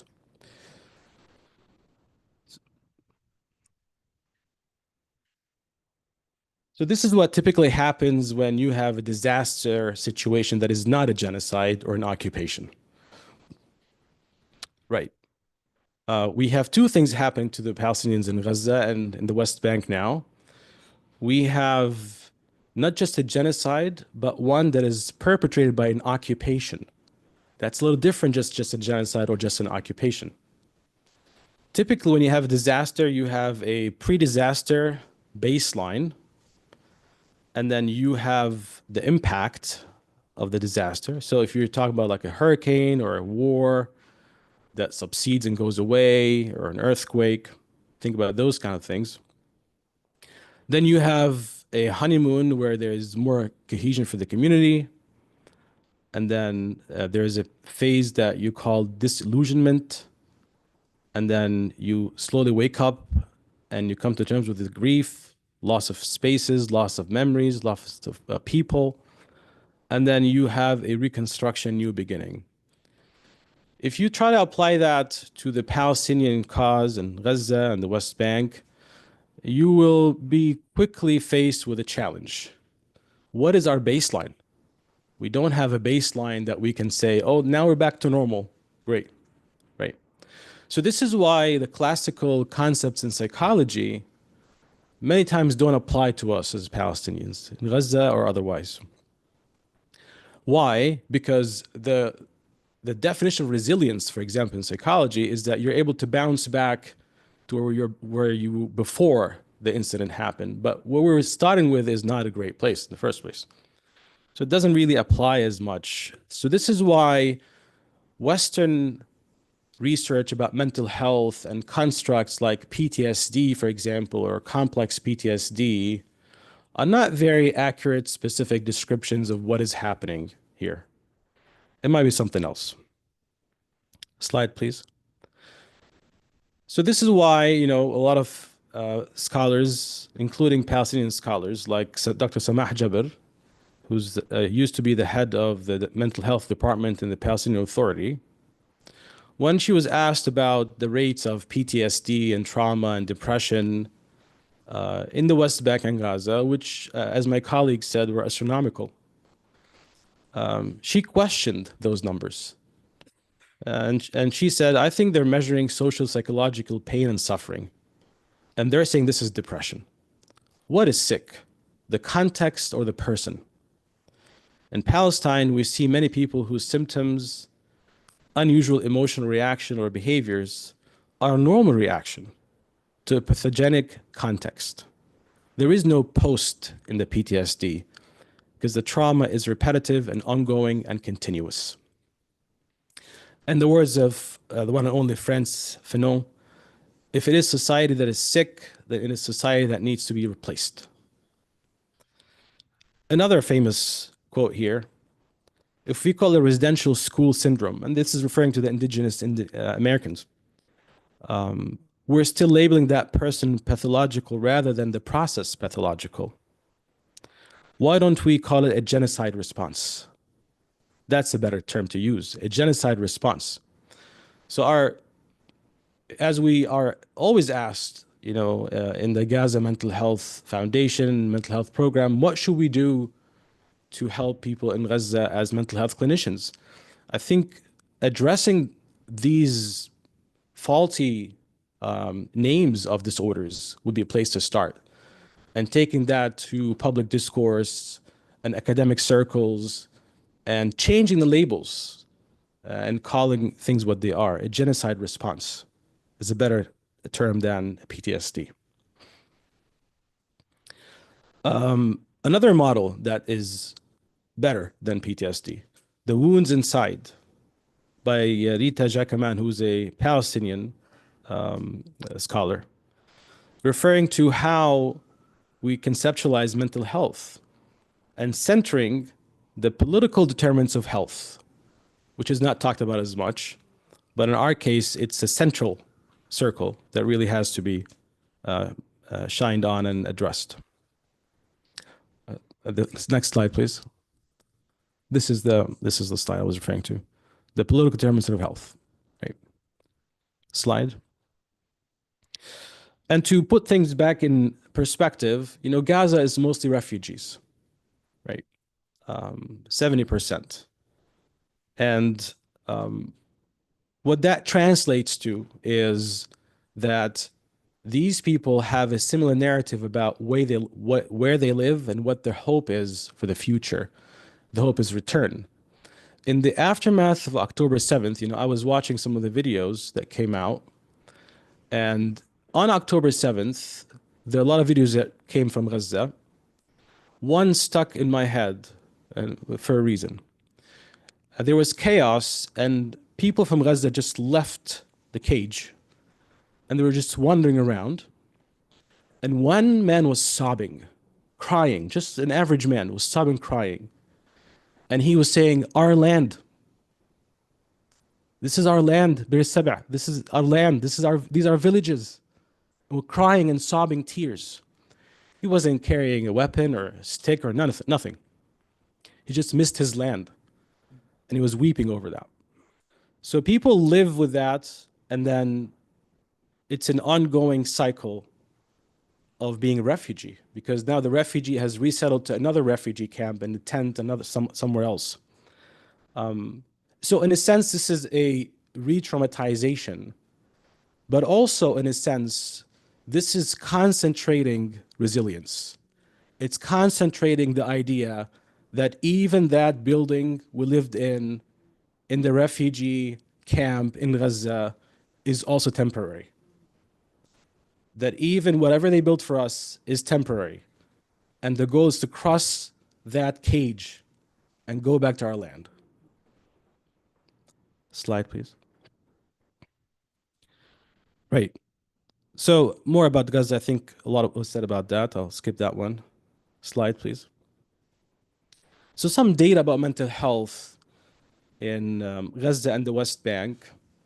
You can read those numbers, but I want to highlight the one in the yellow box, right? This was a study that was done in the West Bank, looking at suicidal ideations and suicide attempts. Not just the thoughts, but like to try to hurt yourself with the hope of dying, right? And these are studies that this study was done in high school, and the results showed that 25% roughly had suicide ideations and 25% had suicide attempts. 1 in every 4 high school students had tried to hurt themselves. And males were more at risk than females in this study. Typically in the Western construct, you don't have that high of a rate. And usually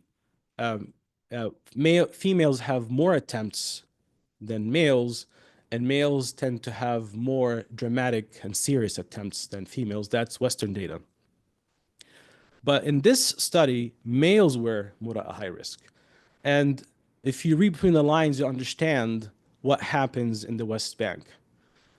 Roughly about 40 to 50% of all males in the West Bank who are old teenagers, young men, they've been arrested and contained or dealt with the legal system in the Israeli prisons. So you talk about dehumanization, torture, they see it, they know it's coming. So it's part of the male Palestinian experience.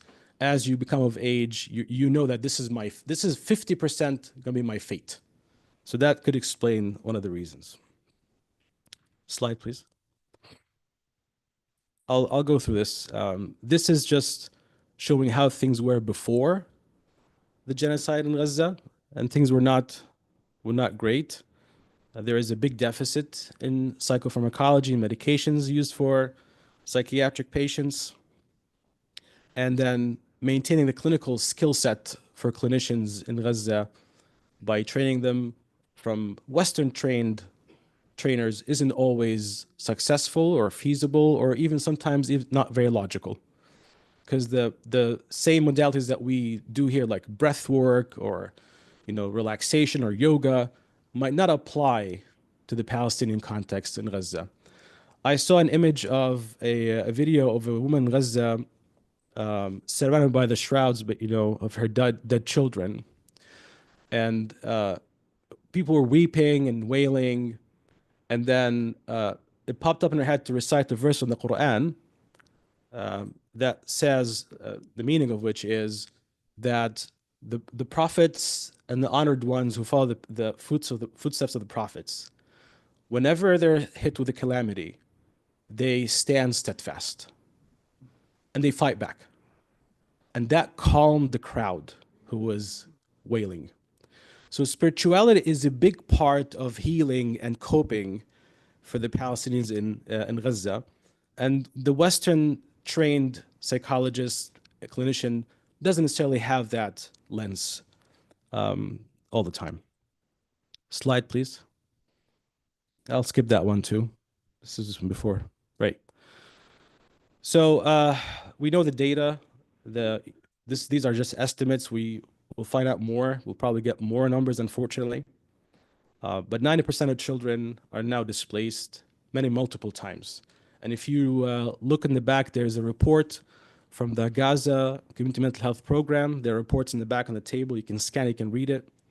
But it has stories about those displacements. There's a story of Ala, who is a 7-year-old boy who was severely injured and burned from a strike. And then he was displaced to an Norwa school with his family. And the Norwa school was bombed with Israeli bombs, and he lost all his family. And then he went to Shifa Hospital. And Shifa Hospital was raided, and he had to evacuate while sick with other patients and walk, quote unquote, the last mile, called the last mile. And then he got to be in a tent with no one in his family. So these are like the stories of this. When we say this multiple times displaced, this is what this means, right? And then we talked about 1% of children are amputees now in Gaza. So big need, and it's getting worse. Slide. And then there is malnutrition, which is not talked about as much.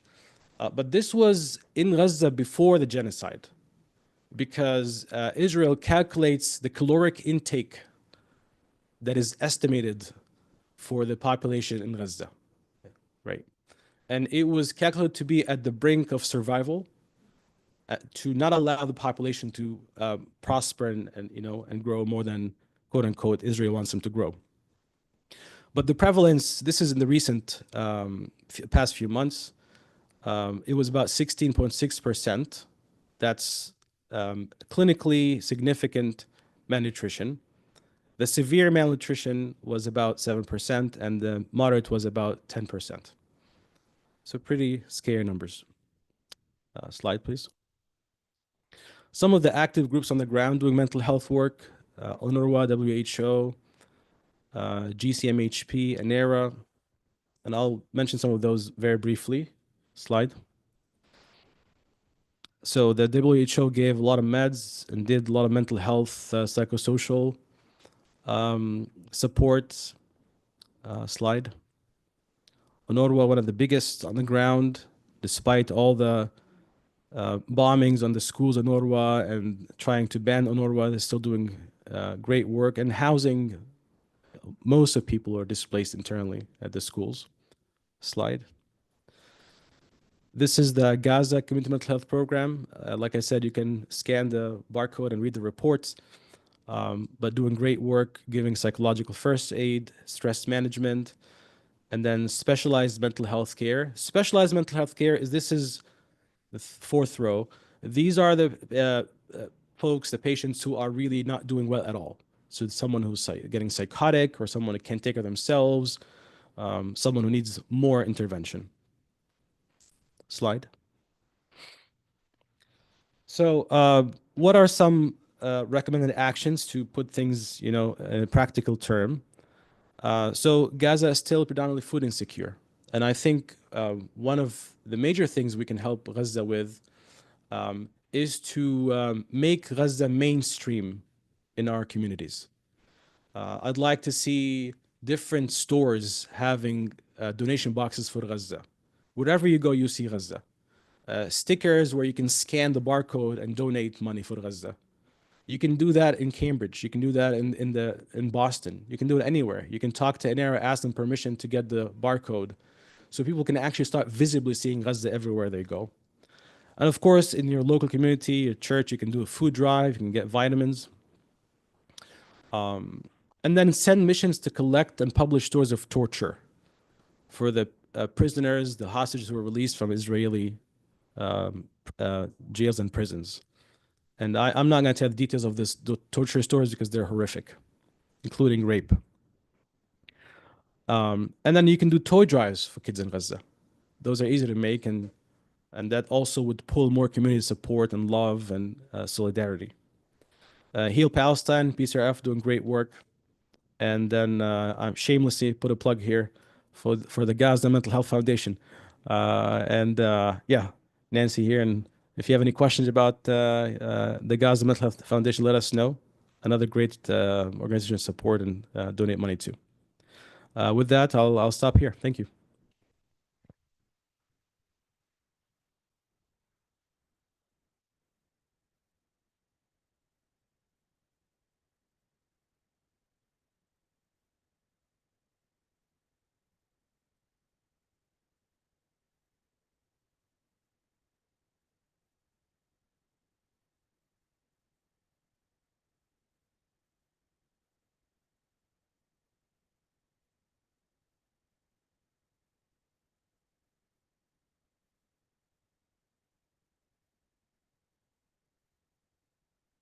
All right, well, looks like maybe we're For collecting those some of you on cards. Zoom, We're free going to to also put have questions down into chat. Karama Kumele, I apologize, from Doctors Against Genocide. All right.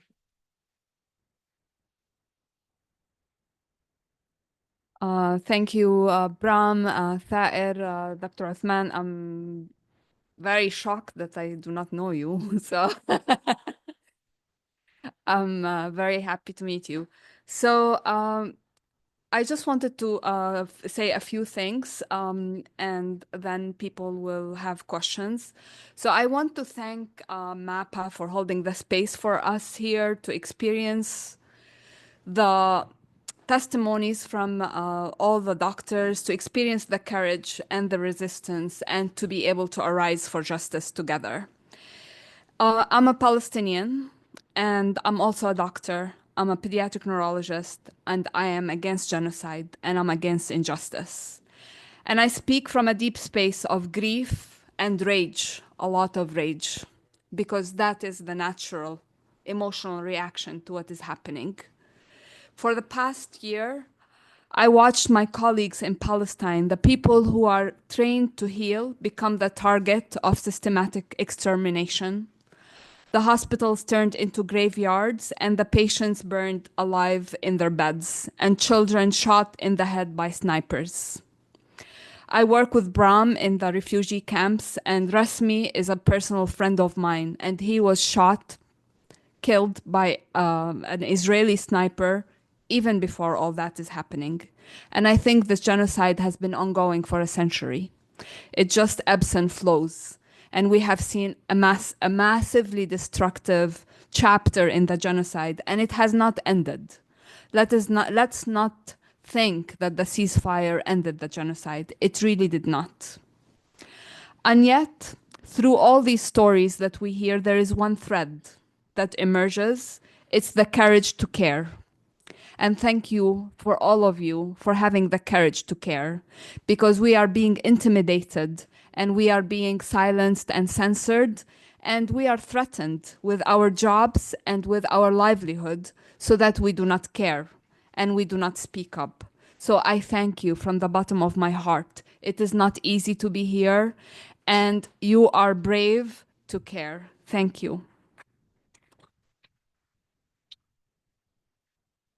And now we are seeing that the war and the attack on health is spreading from Palestine to us here in Turtle Island. We are seeing a war on health in different forms. Medicaid is gutted, hospitals are closing, and medical care is denied, and research is defunded. Healthcare is being stripped away from those who need it most. The communities of color, the poor, the disabled, the LGBT communities, and all that while corporate greed turns suffering into profit. And one important thing that I really urge you to do. We are in Boston. We have some of the best hospitals in the world. And who sits on the table making decisions in these hospitals? On the board of Mass General Hospital, MGB, sits one board member who happens to be the CEO of Lockheed Martin, James Takelet. He leads one of the largest weapon manufacturers in the world, and he earns $22 million per year. Why? Why is he at Mass General? The man that profits off the bombs that flatten hospitals in Gaza has a say in how our hospitals operate here. The same hand that fuels war and destruction holds the purse strength of our healthcare institutions.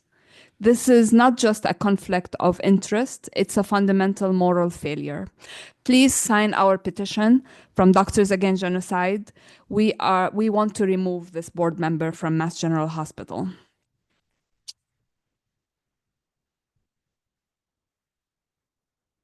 Our institutions have failed us, our societies have failed us, our associations have failed us. We have to create our own institutions, our own communities that are just and that are moral. So we refuse to be bystanders, and we will be upstanders together.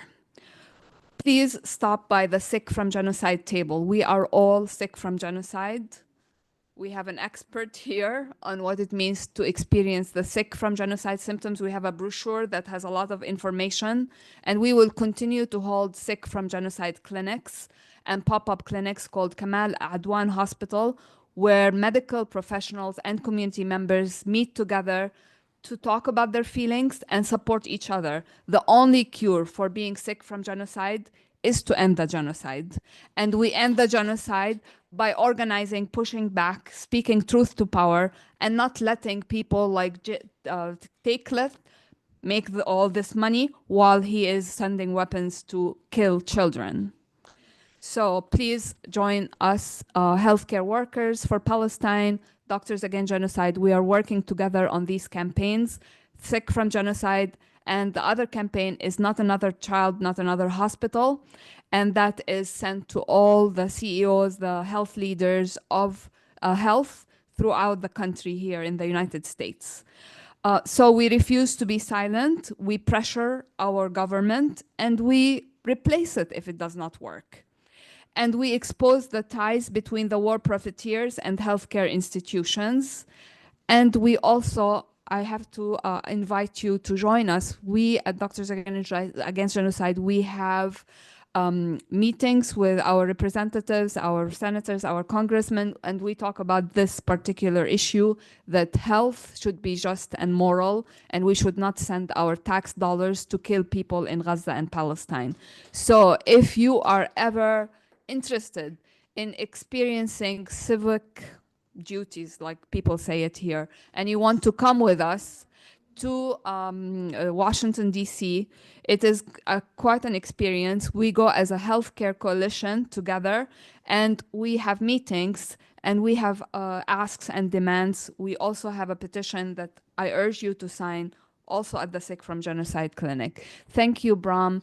Thank you, Dr. Othman. And Thaer, is he gone? Oh, okay. For being here. It's always inspiring to hear you speak, because this is real medicine. Thank you.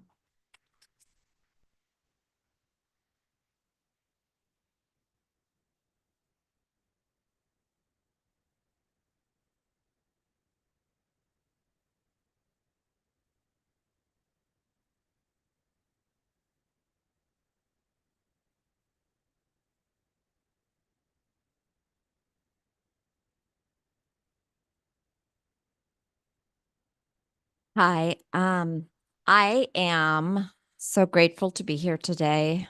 Thank you, Bram. Thank you, Karama. Uh, Thank you, Othman, and thank you, Thaer. I think he's off to Seattle to speak.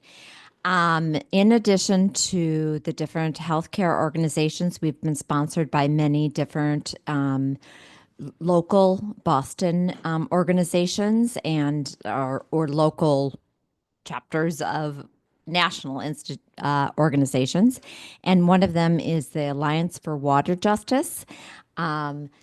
I am going to introduce Judy Andler to speak for the Alliance for Water Justice in Palestine, and she's my friend, and I'm really, really honored to have her here today. I want to thank MAPPA, and I want to thank everybody on the panel. Okay. I'm not used to this. Sorry, I don't do a lot of public speaking. Is that better? Okay. So I just want to thank everybody who spoke. And I think at the outset, the most important thing for me to say on behalf of the Alliance and Nancy Murray and even Hubert, if you have anything to add, because I am not a health person, Nancy and Hubert are involved in 1 for 3, the Gaza Mental Health Center, and can bring a lot more information. But just in the few minutes that I have, I want to start by saying that for the Alliance, a reason that I feel I'm here is to take all of the information that everyone on the panel has given us today, so that the Alliance can do, to quote different people from the panel, to elevate it, to speak truth to power, as the doctor just said. And that's our work, and our work is to figure out how do we do that. And we work with other activist organizations locally, which I'll just talk briefly. So one thing is I want to say, and I don't need to tell you, but that had genocide been a legal concept in 1887, that is exactly when Zionism committed its first 2 acts. When Chaim Weizmann said that they had to appropriate the land of Palestine for Western European Jews, Zionists must eliminate the Palestinian population from the land. And to do this, Zionists must take control of every source of water. For every source of water from the river to the sea and beyond. And he sent a cartographer to begin work to do this. Briefly, the Alliance began in 2013 when Palestinian rights activists who had been working together, came together with several other organizations, including MAPPA and the Jewish Voice for Peace, to stop the Massachusetts Governor Deval Patrick's campaign to establish the innovative partnership between Makarot and Massachusetts. Makarot, as you probably know, is a state agency of Israel that has been the machine that has driven Israel's water apartheid policies for decades and still does. That water partnership then would have further cemented Israel and Massachusetts' relationship. The funding would have been used for research and for infrastructure, and both Israel and the Massachusetts would have profited from them. It would have greenwashed the truth and continued to redirect and destroy Palestinian water sources, and diverted funds that really should have been used then to restore water justice to Palestine. 20 years later, this still exists. We stopped the partnership. But in the last 20 years, certainly new challenges that are the consequences of Israel's water apartheid policies have exacerbated, and that's what we're dealing with today. For the campaign in 2013, the Alliance stood out on the State House. We met with legislatures, sent hundreds of postcards that we collected statewide, and even read a letter to Governor Patrick when he appeared on a public radio, from a West Bank teenager who basically said in his letter, told the governor to stop killing Palestinians, to stop stealing our water. From that campaign on, the Alliance undertook an agenda that calls out and challenges Israel's 100-year regime of water apartheid policies. This is like done when this is maintained by settlers. It is maintained by the IDF, and it is maintained by the Israeli government. So we exist to tell this story, and especially now to tell the stories that people have brought today. What I just want to briefly say in the last minute is that our next event is going to be World Water Day on March 20th. I have flyers at the back. March 22nd. Sorry, Saturday, March 22nd in downtown Crossing. I have flyers. You can go to our website, and I also want to encourage people to look to our social, all of our social media. And if you come to me after this, I can take your email and sign you up for all of our mailings. Thank you.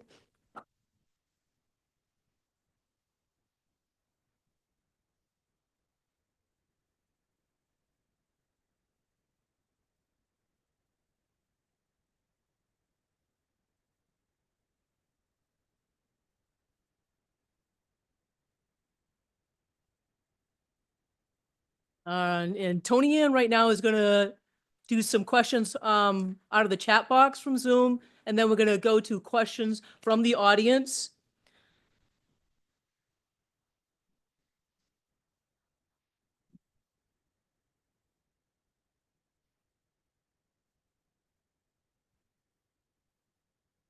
Testing, testing.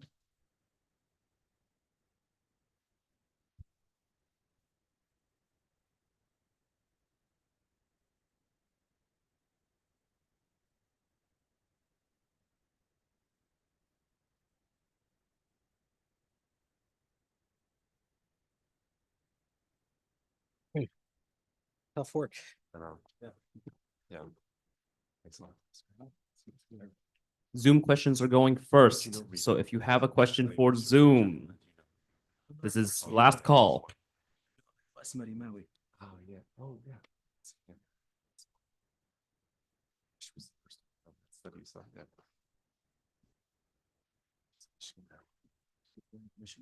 Oh, speak. Sorry.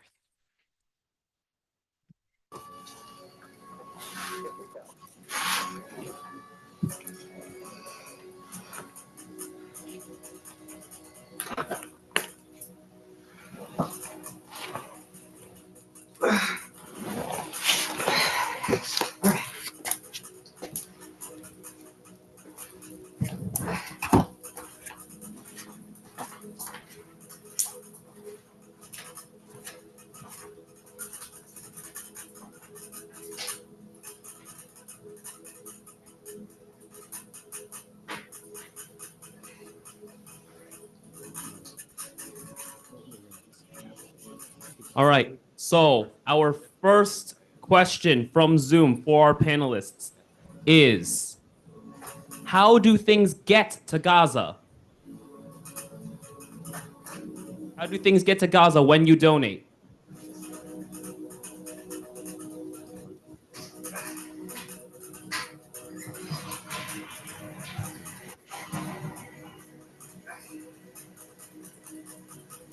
Short answer is with difficulty. With great difficulty. Yeah, so there are organizations, US-based organizations. So you can donate to these US-based organizations, and these, like ANERA, for example, Norwa, they have different branches, different parts of the world. So essentially, they can mobilize money that way. But all these organizations, when they send money to Gaza, you have to vet, who's giving you the money and where the money is going to. An extremely excruciating process. And then, and now it's been more difficult now because the banks in Gaza have been destroyed. So it is very difficult to find the local bank to send the money to if you want to send money. But it's very difficult. But if you are giving money to a reputable organization, then rest assured it's going to Gaza, but it's going to be difficult. So be generous with the administrative donation. If they say give 10% to cover the admin fees, know that it is really a challenge, and those admin fees are really important. But it gets there. It gets there. right, Tony Ann is going to help out with the mic. In the meantime, I'm going to move on to the next question. It says, do you have advice for American mental health care professionals with clients struggling with issues such as moral injury or vicarious trauma or survivor's guilt related to the genocide? Yeah, so that's a tough one, I guess. Another tough one.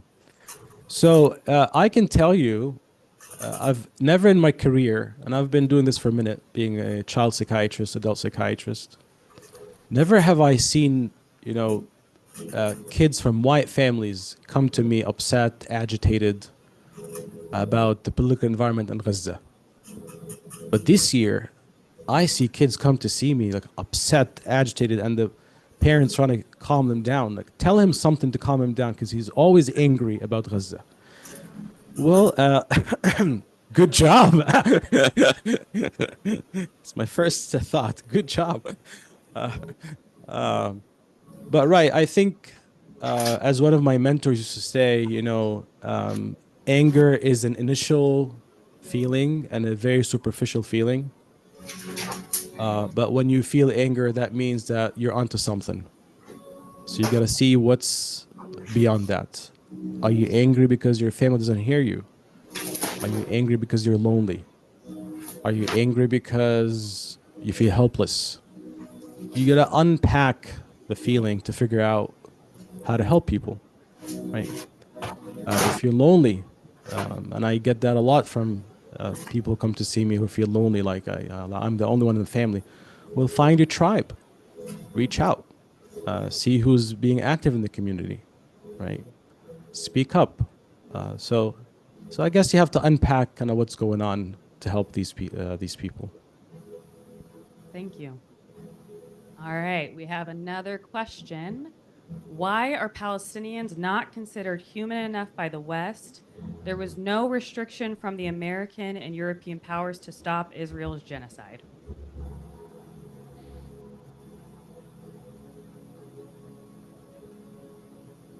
It's a big question.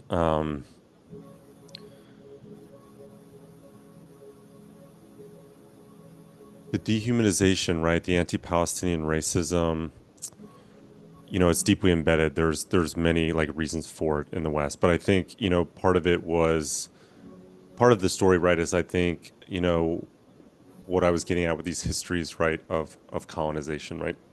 The histories of colonization and racialization go hand in hand, right? And dehumanizing people by putting them within a racial hierarchy, right, and essentializing them as other, as different, as inferior, is a way to rationalize colonial modes of domination, right? Whether for exploitation, right, and exploitation of labor in particular, or elimination, right, to be able to expropriate their land.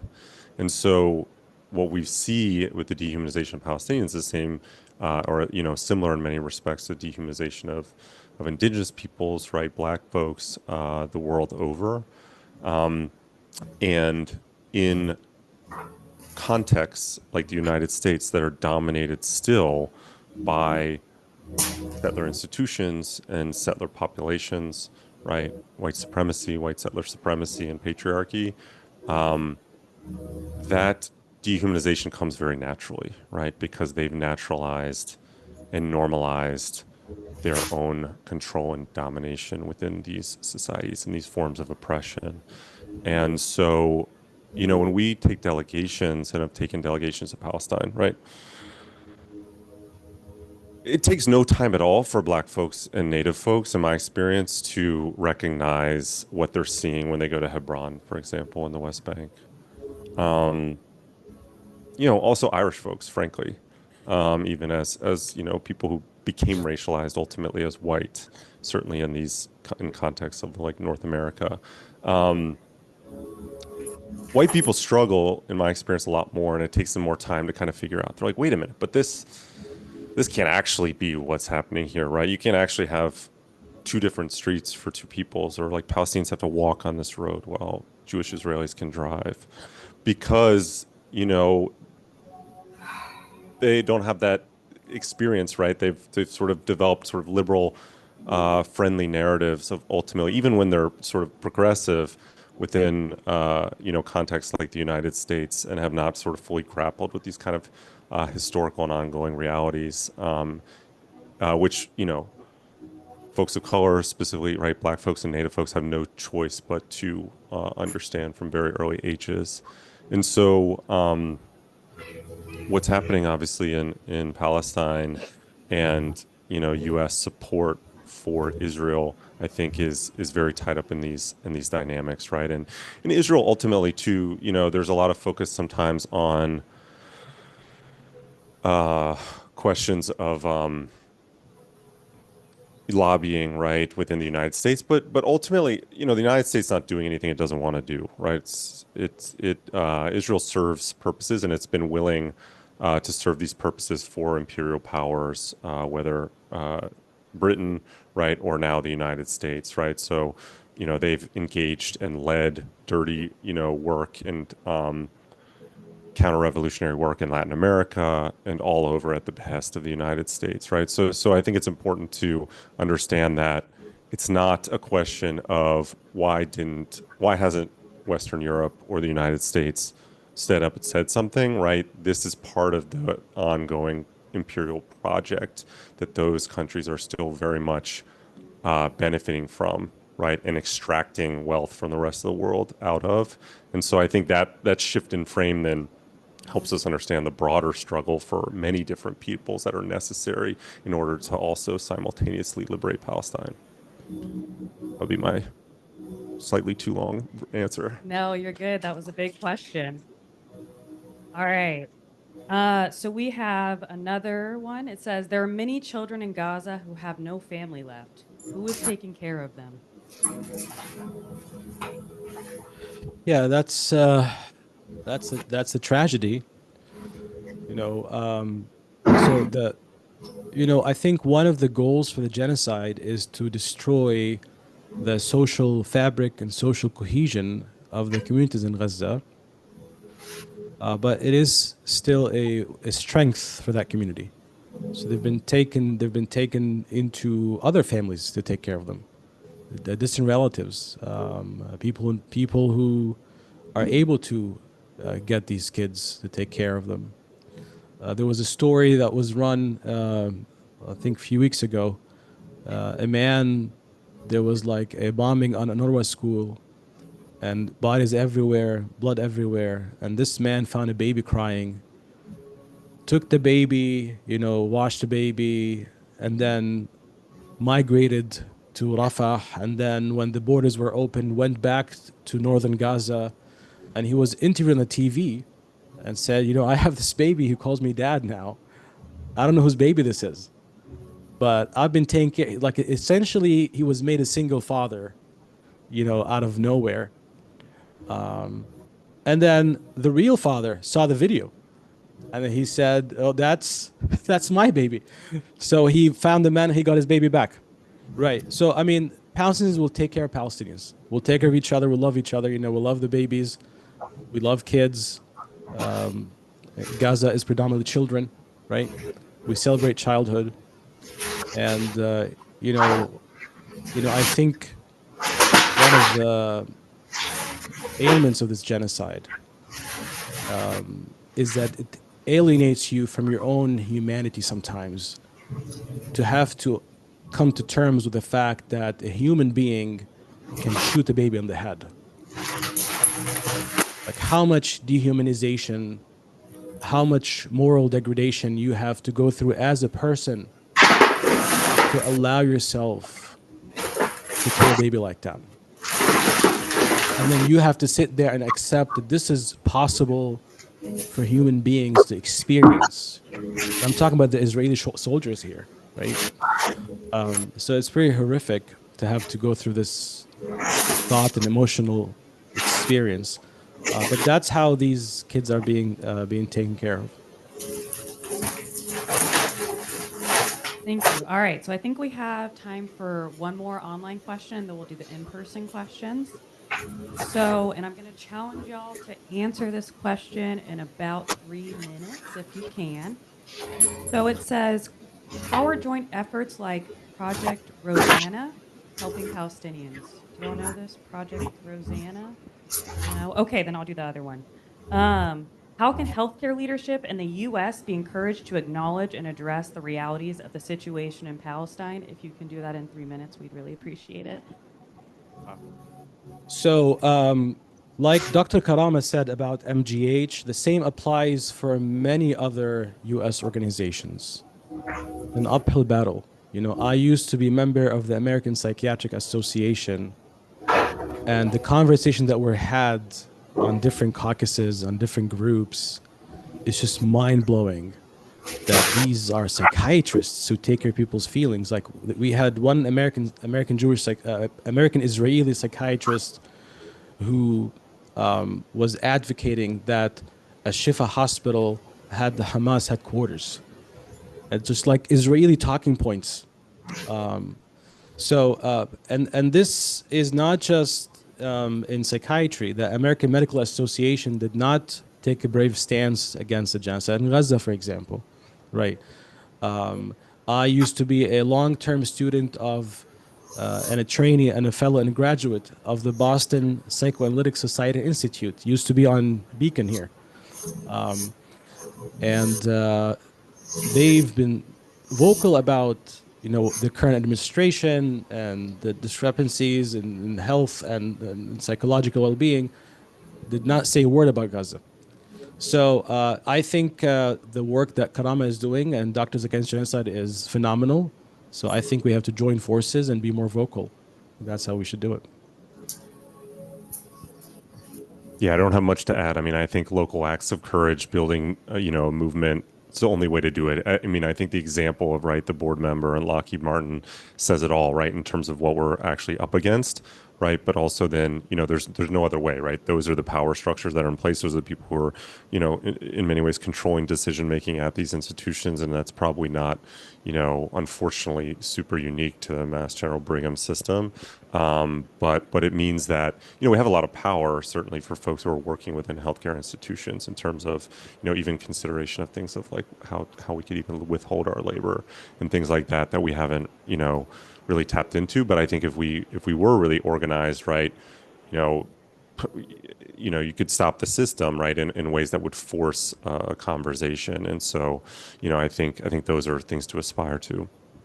All right, thank you so much. Annie's going to take on the next portion. Yes, I'm Annie, and so here are some questions from the whole group of you. How frequent are the incidents of children being brought into hospitals with bullets through their heads or chests? Yeah,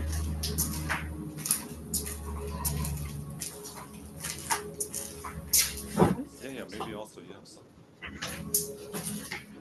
At the beginning, there was very intense attacks, and there was a child being killed every 10 minutes. That was the statistic. And that continued until the ceasefire. And then after the ceasefire, we are left with all the repercussions from the genocide. No medications, no anesthesia, malnutrition, children frozen to death. Every other day, there are 6 babies who die because of low temperature. So we will continue to see a very high mortality and very high morbidity coming from the genocide. And the only way to do it is to actually not just enforce the ceasefire, but to allow unlimited humanitarian and medical aid to Gaza. And that's what we need to keep pushing for. I think donations are great, but there has to be a systematic change. And systematic change can only happen with pressure on policymakers and massive, massive pressure. And I think we are at a point where we should look for our allies in other struggles and continue to work together to really make a different reality for all of us. And without that, we will continue to see children being killed. If not in Gaza, Lebanon was next, and who knows and Syria was. I'm happy that Syria is actually got rid of its dictator, but still, the Israelis are infringing on Syria.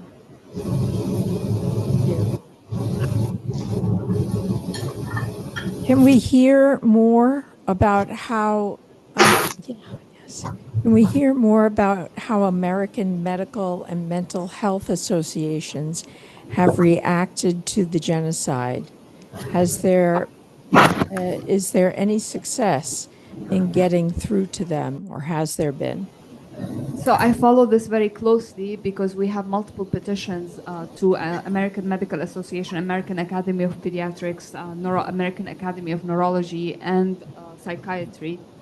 And we have seen the American Academy of Pediatrics president, she wrote a letter to Anthony Blinken asking for the whereabouts of Dr. Hussam Abu Safiya and asking that Anthony Blinken gives a record of what is happening to the healthcare system in Gaza, which is a step in the right direction. She did not call it a genocide. She did not condemn. All she did was an inquiry. Unfortunately, within the American Academy of Pediatrics, there was a massive pushback against her.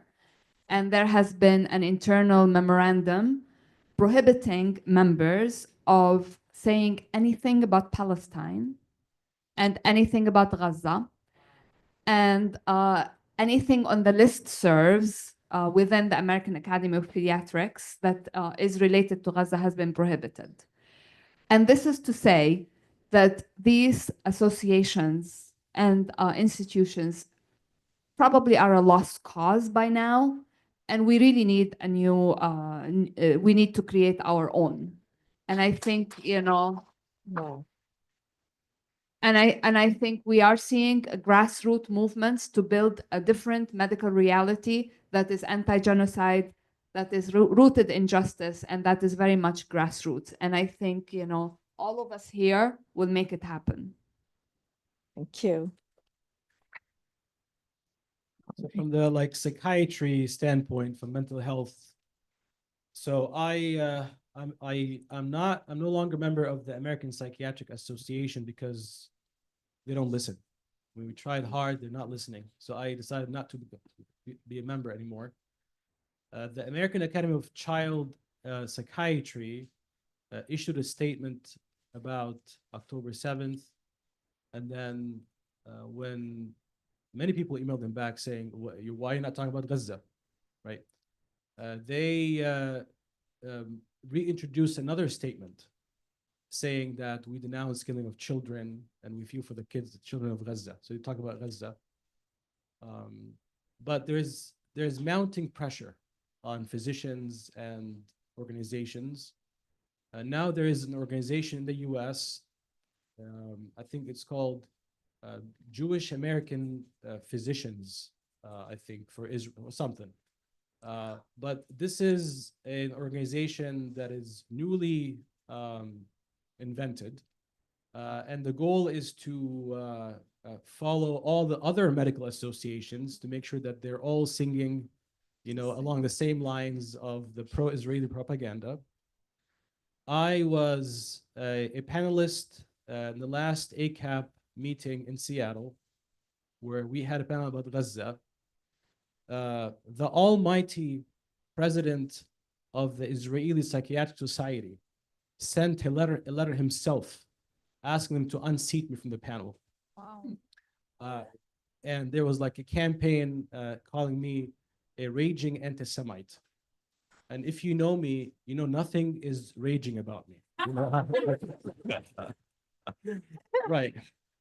But anyways, so but the ACAP, to their credit, they didn't listen to that. So I was able to speak on the panel, and we had great reviews, and it was great civil conversations. There was no interruption. It was a fully packed room, and it was great. So it was a panel on Gaza, about the children of Gaza. Child psychiatry. Child psychiatry, you know. So basically there will be continuous pressures, and you will have to figure out, is this organization something I can live with and stay within and work within the organization, or I just have to kind of pick up and go because they're not listening or because they're, quite frankly, very Zionist or like pro-Israel.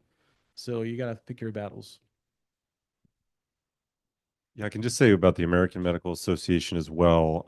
There was a lot of reports early on that they were shutting down conversation. And then actually, while there was almost nothing in any of the major medical journals, American medical journals, they commissioned a piece from bioethicist named Matthew Wynia that, among other things, argued, and this was back, I think in like November of 2023, that argued that reasonable people could come to different conclusions about the ethics of bombing children if militants were thought or known to be nearby. And so it just gives you, I think, an indication of, how I guess the most powerful medical association in the country is positioned here. And I mean, I'm sure there are many more examples and to give, but I think it gives some. And then, with regard to academic medical centers and institutions, I've had multiple talks and panels canceled. One, UCSF, University of Texas in Houston was canceled last minute. There's another one in Dallas that went all the way up to the president of the university, and they actually tried to cancel it, but their lawyers told them it would actually be an infringement on academic freedom. And so, this kind of thing is like essentially the norm within, again, these associations, but also the academy. But then we have this, and we have, this is a very high level academic medical talk, and with very good audience and audience online. And I think we have to create our own spaces where we can educate ourselves and others, and they will become the obsolete. These the official institutions are not doing their jobs. So we are not going to just wait for them to do their job. We will just do their job for them. Right.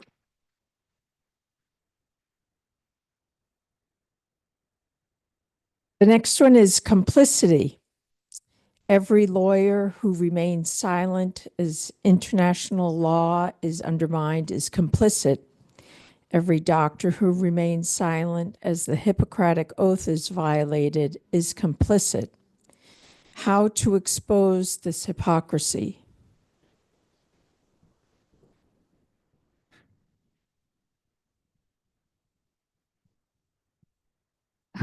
I think, with the Genocide Convention, there is a duty to report and duty to prevent, and this is on every government that signed up to the Genocide Convention.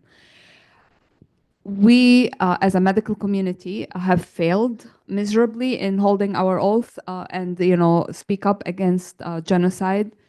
And one thing that we are trying to do is to introduce the medical definition of genocide, which is focused on prevention and detection. Just like we look at cancer or diabetes, chronic diseases, we have to identify the signs and the symptoms of the condition and diagnose it correctly to be able to treat it.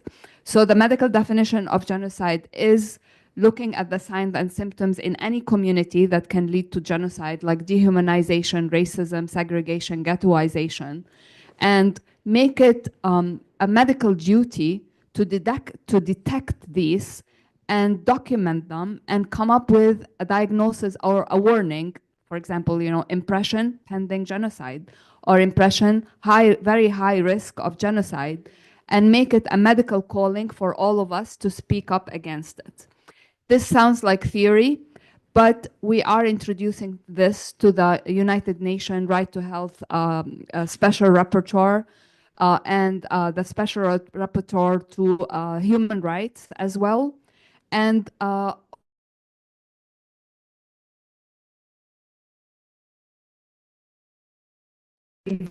medical role for the health community to speak up against genocide. So we are not just waiting for AMA to wake up, or American Academy of Pediatrics to grow a spine.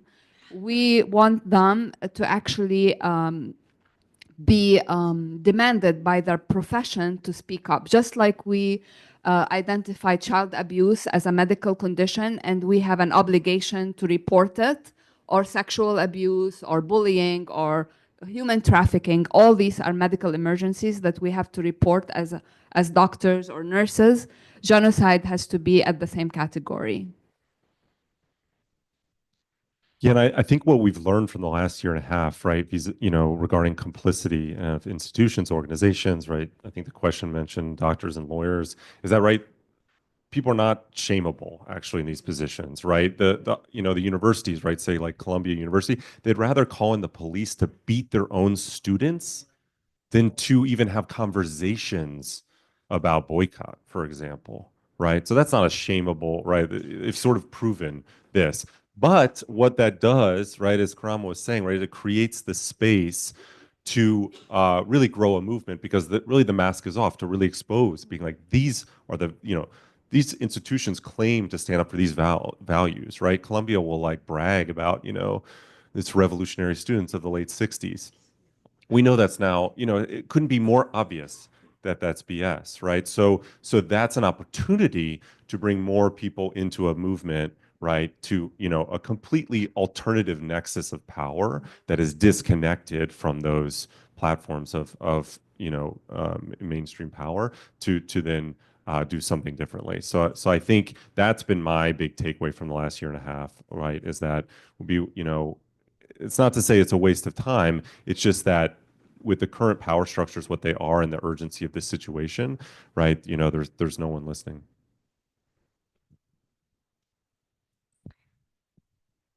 Next is white sulfur usage, long-term goals of Palestine,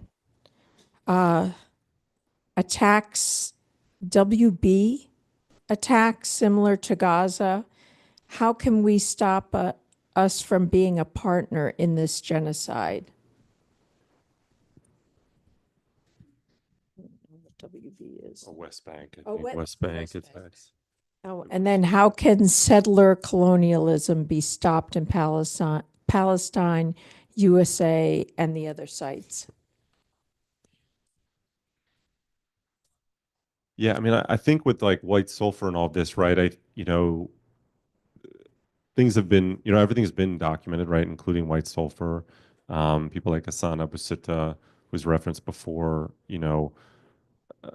also in southern Lebanon. This isn't certainly not the first time either that it's been used. And so, part of what obviously has happened is and someone mentioned before about all the single bullets to the head and chest, right, that were documented. I mean, dozens of cases were documented, right? Even the New York Times published it.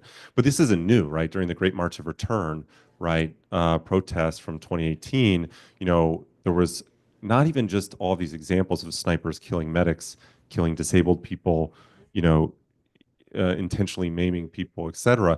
There were entire profiles where they interviewed them and they admitted that that's what they're doing, right? So this whole everything has kind of been documented and is in the one sense known and is out there, and all of these violations. And essentially many of what the violations do is they test out the international waters of what will be allowed in order to escalate that violation, right? So when, Thaer talked about the Shifa hospital, the initial invasions of Shifa in November 2023, right? And then there was the enormous one in April 2024. They destroyed the entire hospital.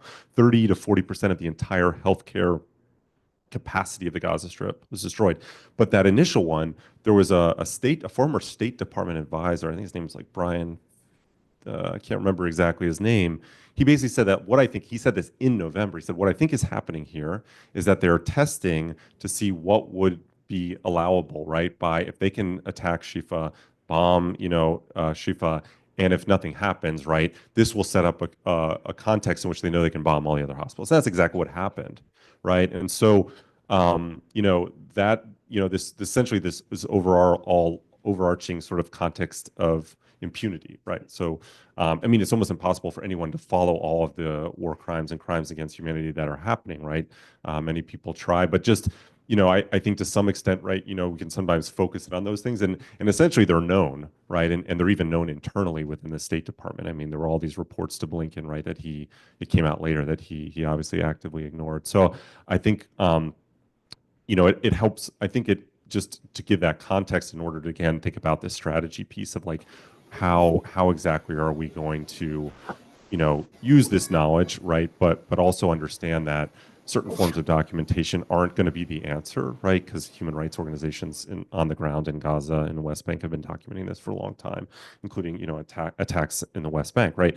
There were dozens of attacks in the West Bank on healthcare every month in 2022, for example, in 2021, in 2020, in 2019, 2018, every month attacks on healthcare. We wrote a piece. There was a paper in the New England Journal on attacks on healthcare in Syria, I think around 2015. We tried to write a similar one on Palestine. Be like, oh, you guys published this piece on Syria. Would you, and this was well before October 7th. This was like 2020. And of course they rejected it. We ended up publishing in some European journal, but dozens. So like all of this on the one hand is known. And so we have to think about, just continue to be strategic about how what are the levers in which we can ultimately act on that. So that's just some thoughts about some of the details. I know there were many other questions embedded, but Anyone else? Okay. Has Israel deliberately not included health care workers in the prisoner releases?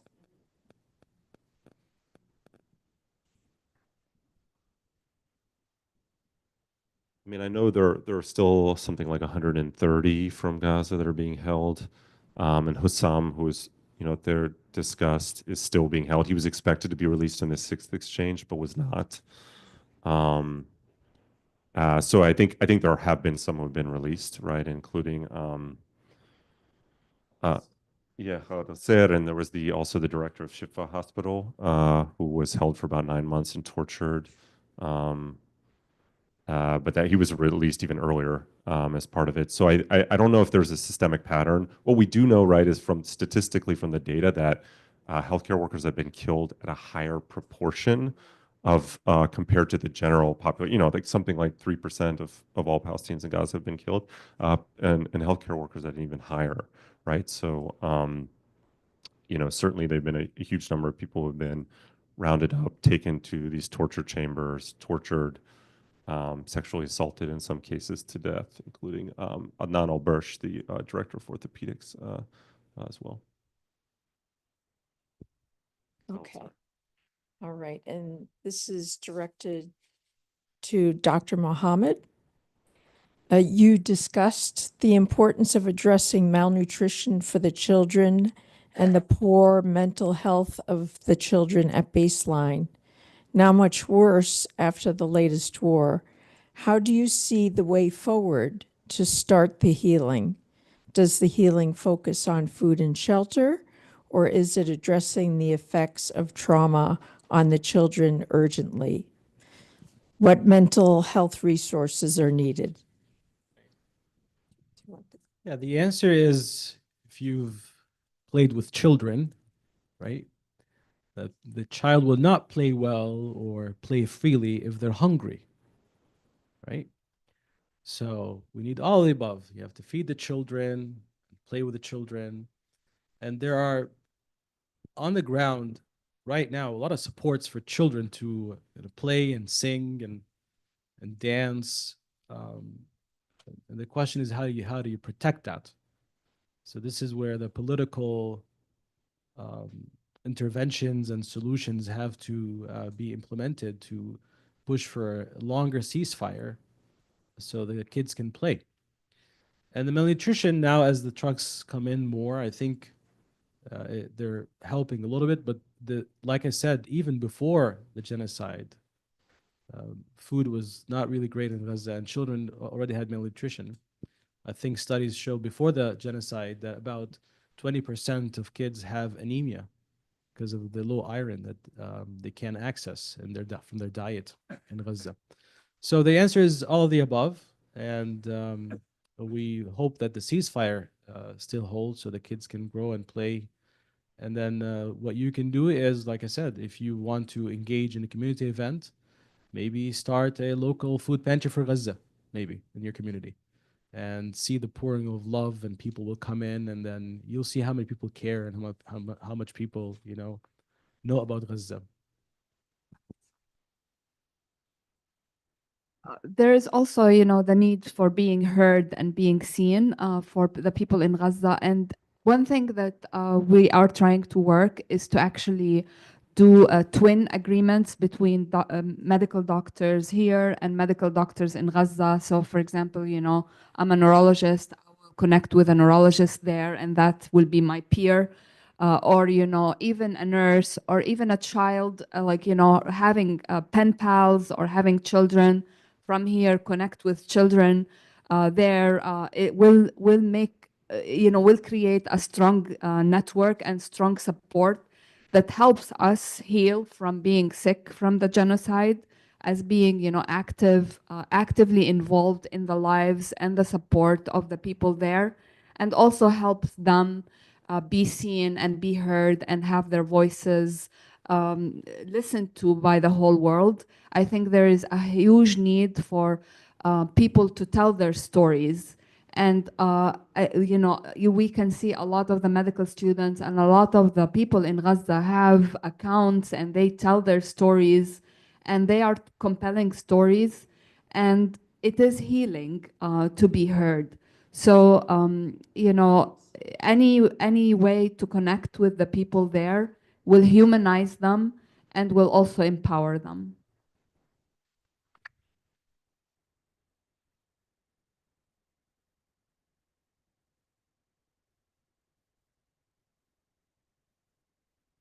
And we're just so thankful to Dr. Mohammad, Dr. Wispelwey, Dr.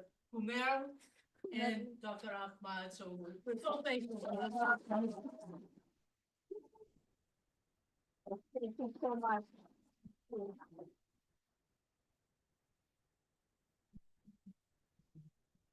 Right.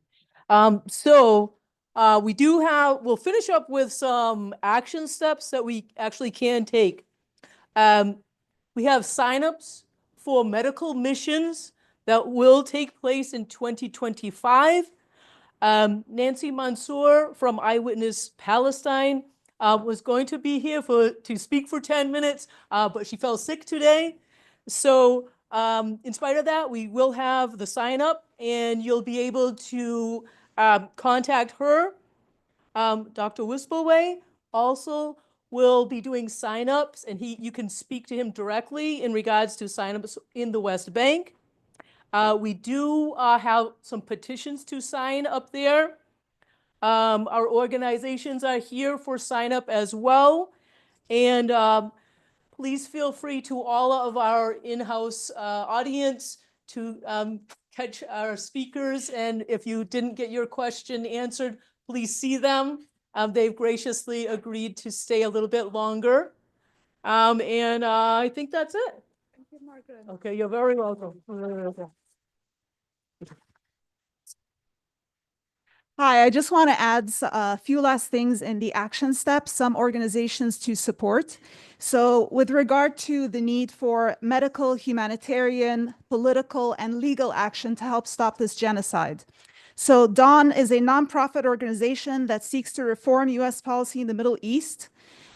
They just submitted a case to the International Criminal Court, 172 pages of communication, to investigate Biden, Blinken, and Austin for aiding and abetting Israeli crimes in Gaza. So this is dawnmina.org. There's Taxpayers Against Genocide, which is seeking to a federal class action lawsuits. Okay, these are ongoing against the Congress people who voted to support genocide, and they're also going into the international arena. UNRWA, please support UNRWA. Donate to UNRWAUSA.org. This not only helps support humanitarian aid to Gaza, they provide about 60% of all humanitarian aid, but they also support the right of return, which is why Israel hates it so much. And they're still working there despite the illegal Knesset ban. Finally, I want to talk about a new policy, which is a nonpartisan political action committee founded in October by the Biden administration resignees Josh Paul and Tariq Habash. Its goal is to reshape U.S. policies towards Israel and Palestine to bring them in line with America's actual interests. There's a major political problem, and we all need to bring more Americans into the movement and rebalance the incentives for the elected officials for the two things they care most about, which is votes and money. So right now, the top priority is preserving the space for free speech and debate here in the U.S.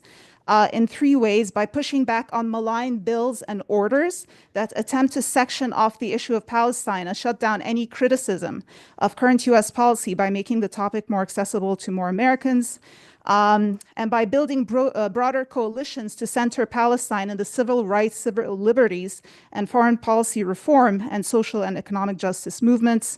So we have pamphlets out there for a new policy, a new policy. A new policy, a newpolicy.org. And we have the pamphlets out front. So get the word out, sign up to them. And if you're going to Washington or talking with your federal elected representatives, touch base with the New Policy PAC to strategize for best approaches and opportunities. And also donate. Even a small monthly gift can help them build for the long road ahead, understanding the urgency now. Last thing, I'd like SEI, you to come up. Sorry, I know. One quick announcement before we go on. On behalf of Community Church, there will be a celebration of the life of Joan Livingston in this space here tonight at 6 p.m. She was a longtime peace activist and Palestine solidarity activist who passed recently. Who's next? Hi, thank you all. My name's Anissa Hashmi. I'm a psychiatry resident at Boston Medical Center. I have so many great role models here. Thank you for your work. So I'm here representing the Committee of Interns and Residents, which is part of the labor service union for all healthcare workers. And we did some pretty cool things over the past year, specifically that we were one of the first union locals to pass resolutions endorsing the boycott, divest, sanction movement and unendorsing politicians who support occupation, genocide, and apartheid. So this vote, thank you. This vote was passed with overwhelming margins, and we represent 260, or maybe over 260 unionized physicians across the nation.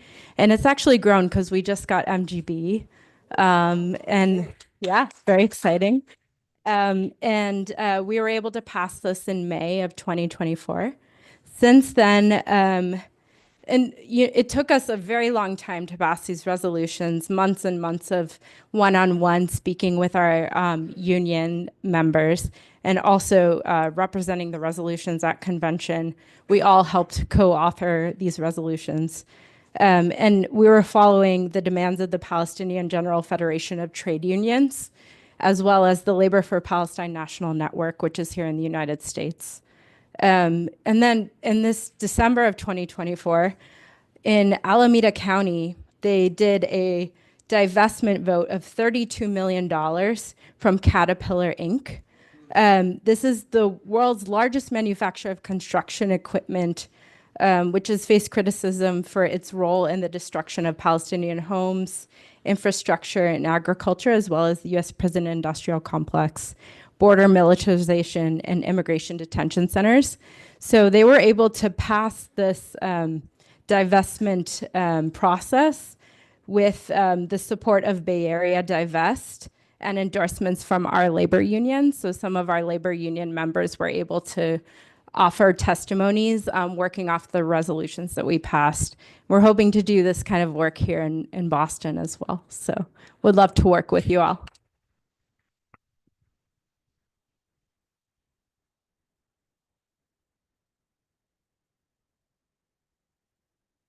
Hi, I just wanted to add one thing. Margaret already mentioned the list of healthcare delegations. There's also a list of organizations doing solidarity and cultural tours of Palestine.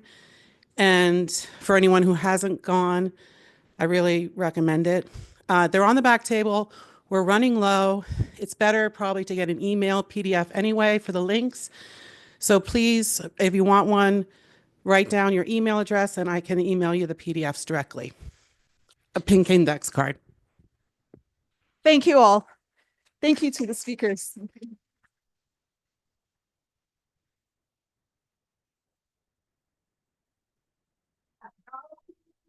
will be 2 more events. One will be in Springfield, one will be in Providence, Rhode Island. How do we